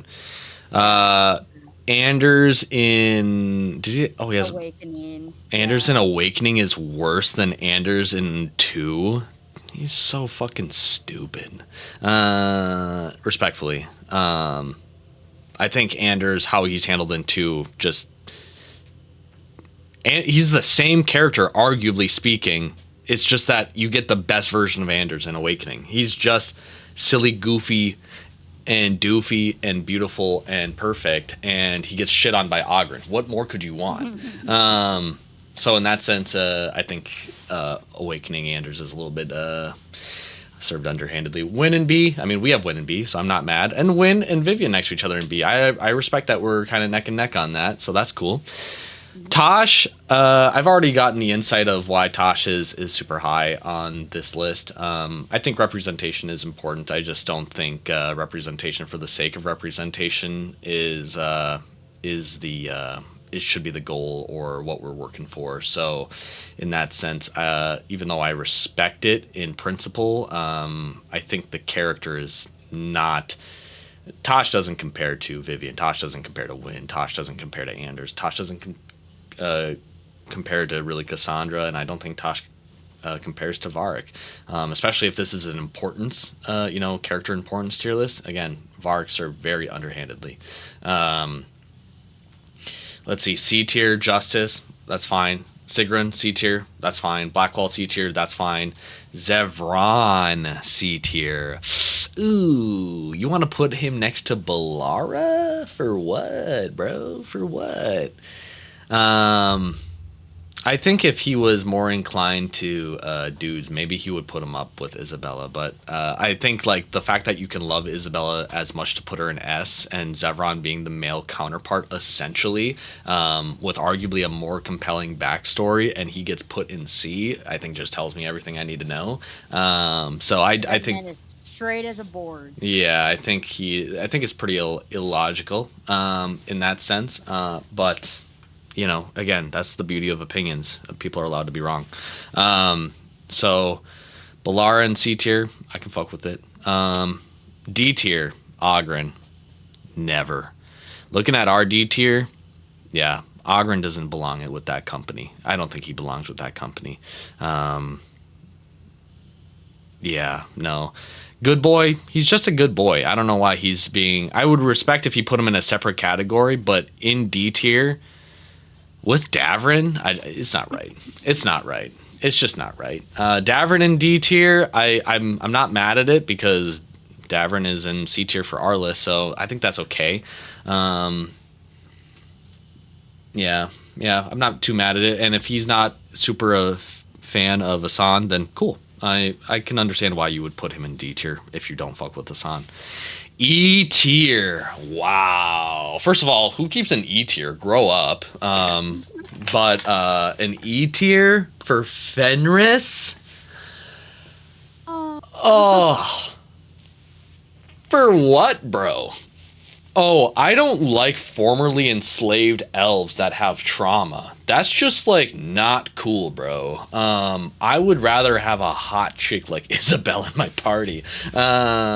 No, I think he is a little too disrespectful for who Fenris is, what he goes through, and what he has the potential to become if you have a relationship with him, or a bond with him, I should say, over the period of time. I think he's infinitely more well written than Lucanus. I think you want to talk about two characters that are struggling with demons. I think Fenris has way better writing and way more relatable arc to the things that he's dealing with and the hurdles that he has to overcome than Lucanus. I'm not necessarily mad at Lucanus being an E. I think he is. I think him being that far away from like a Nev is like shocking. Like the fact that Nev is A and Lucanus is E, I think that's such an incredible delta considering their relationship and their bond and stuff like that. I also think I appreciate the wide range the Veilguard characters got. I think there's literally a Veilguard character in every single tier for him, which I can That's kind of actually respect. crazy now that you point that out. Yeah. but nonetheless, I still think it's wrong. I don't think. I don't. I think Lucanus can't even hold a candle to Fenris. If Lucanus can't hold Fenris's jockstrap, I don't think. So in that respect, I just another fundamental disagreement. Like if this was you and this was your tier list that you were trying to create with me, this would be a 4-part series of arguing. It would be. Yeah. Of arguing like, why the fuck do you think that? And then I would say, well, why do you think that? And it's like, and then I would have to clarify or recontextualize the character to you, and then it would just be annoying, and then I'd be exhausted, and then it wouldn't even be our tier list at the end of the day. It would just be Patrick arguing for his tier list. And so I'm glad that this was so much easier. F tier, Cole and F. I think that's a little too disrespectful for some of the insights that he provides. I think he's cool. I could negotiate Cole potentially being in C tier if you don't care about spirit content as much, or don't like running him because him being a rogue, he's soft. So if the gameplay is informing why Cole's in F tier, I'm not like actually horribly mad at it. But if it's talking about the merits of the character itself, I don't think Cole deserves to be an F. I don't think he's a letdown the way Harding is. And even then, Harding being an F is like, Yeah, it's Harding harsh. being the absolute last is pretty tough. It's harsh. It's harsh. It's real as fuck though. It's real as fuck though. Yeah. But I think it's a little harsh. And I think he's only allowed to get away with that because he did not rate Logain, Sten, and Bethany, and for whatever reason he thinks Carver is an A tier character. So I understand that based off of what he has left out, but it's still, when you see it in tier list form, picture form, it's a struggle for me to really compare. But yeah, him not rating Origins Liliana, if he's That's 'cause rating, he didn't have Liliana in Origins. he should ameliorate that. He should work to fix that. Logain, even if you didn't have him, and I didn't have him, but not having him, there's a reason for that, because he's an F tier character. I never want to see him in my party. Like, why do I care? Shale, understandable. Sten, shocking that he didn't really get enough exposure to Sten to even decide that he didn't really like him at all. Again, there's not that many companions in Origin, so it's like, that's why it's like hard for me. Didn't save Sten either, because when you get to Lothering, there's like some very quick comment about like, oh, like XYZ is in the forest or whatever, and so he like immediately like left Lothering, not realizing that like as soon as he left Lothering, it was gonna fall to the Darkspawn, so he didn't get Sten or Liliana. Oh, so he's just really bad at video games. Okay, well, if that's the case, then that's fine. Just kidding. Love you, Graham, I think. And then... His favorite video game's Elden Ring. I mean, yeah, but... I don't know. It's apples and oranges. We're talking about character writing here, and... No, I know, yeah. Carver's character writing, is it on the same level as, fucking Dorian? No. So... seek therapy, Graham. Nathaniel not being placed, okay.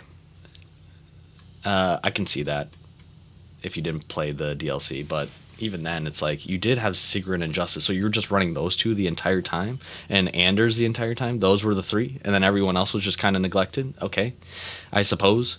And then it kind of seems like he picks who he picks, and then he just rocks with them the entire way. Like, that's what the disparity is telling me. Like, everyone in S and A and SAB is like, these are who I'm running with, and I'm basically sticking with them for the majority of the adventure. And then these are all I could do. And then he's like, I could do without these, and that's fair. I do that sometimes as well with some characters, but that's why we have the S tier, is because we don't have a party without one of these characters in them, typically. Very rarely. Unless you mess up your Origins, then you might have to have a party without one of those guys. Well, yeah. Well, moving on. And then, yeah, the rest of the three, I get it. But, yeah, it's a list. It's a list. It's a list. I'm proud of our list, but his is a list. Yay. His is a list. I would be interested to see if he replayed all the games, if he ever does that, how he would feel differently about it. I think this is a decent first swing at it, but I think there's a lot more nuance here to be established than I think what this list allows. But yeah, that's how I feel about this list. But how far we've come pretty damn far. That's all I know. Exactly. And so Yeah, I like our list. with that, let's save this list. Download this image. And in 5 years, we'll come back to it, and that will be beautiful. Let me go to my downloads. Do I have it now? I don't have it. Let me download you. Oh. How about this? I'll just put you in Paint.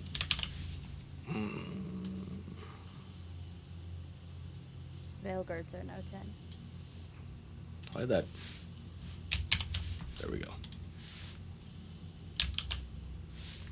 I'll never be able to ever get away from that. I I'm don't- gonna be on my deathbed. I'm gonna die. I'm gonna die before you, and you're gonna be like, "Man, Phil, remember when you rated Veilguard 7 out of 10?" Think about how much longer you would have lived if you didn't do that. Yeah, no, I think yeah, I won't let that down. I won't let that down, but I think it's a funny thing to not let down. I think it's a funny take, and I'm excited for you to play more video games in your future, and you rate them, and I'm gonna have to compare them next to Veilguard, and I'm gonna be like, okay, Oh my god. okay. So Last God of Us, forbid one day I am. Last of Us 3 is an 8 out of 10, and then what's a 7 out of 10? Dragon Fuck Age you, Veilguard. Dragon Age Veilguard, right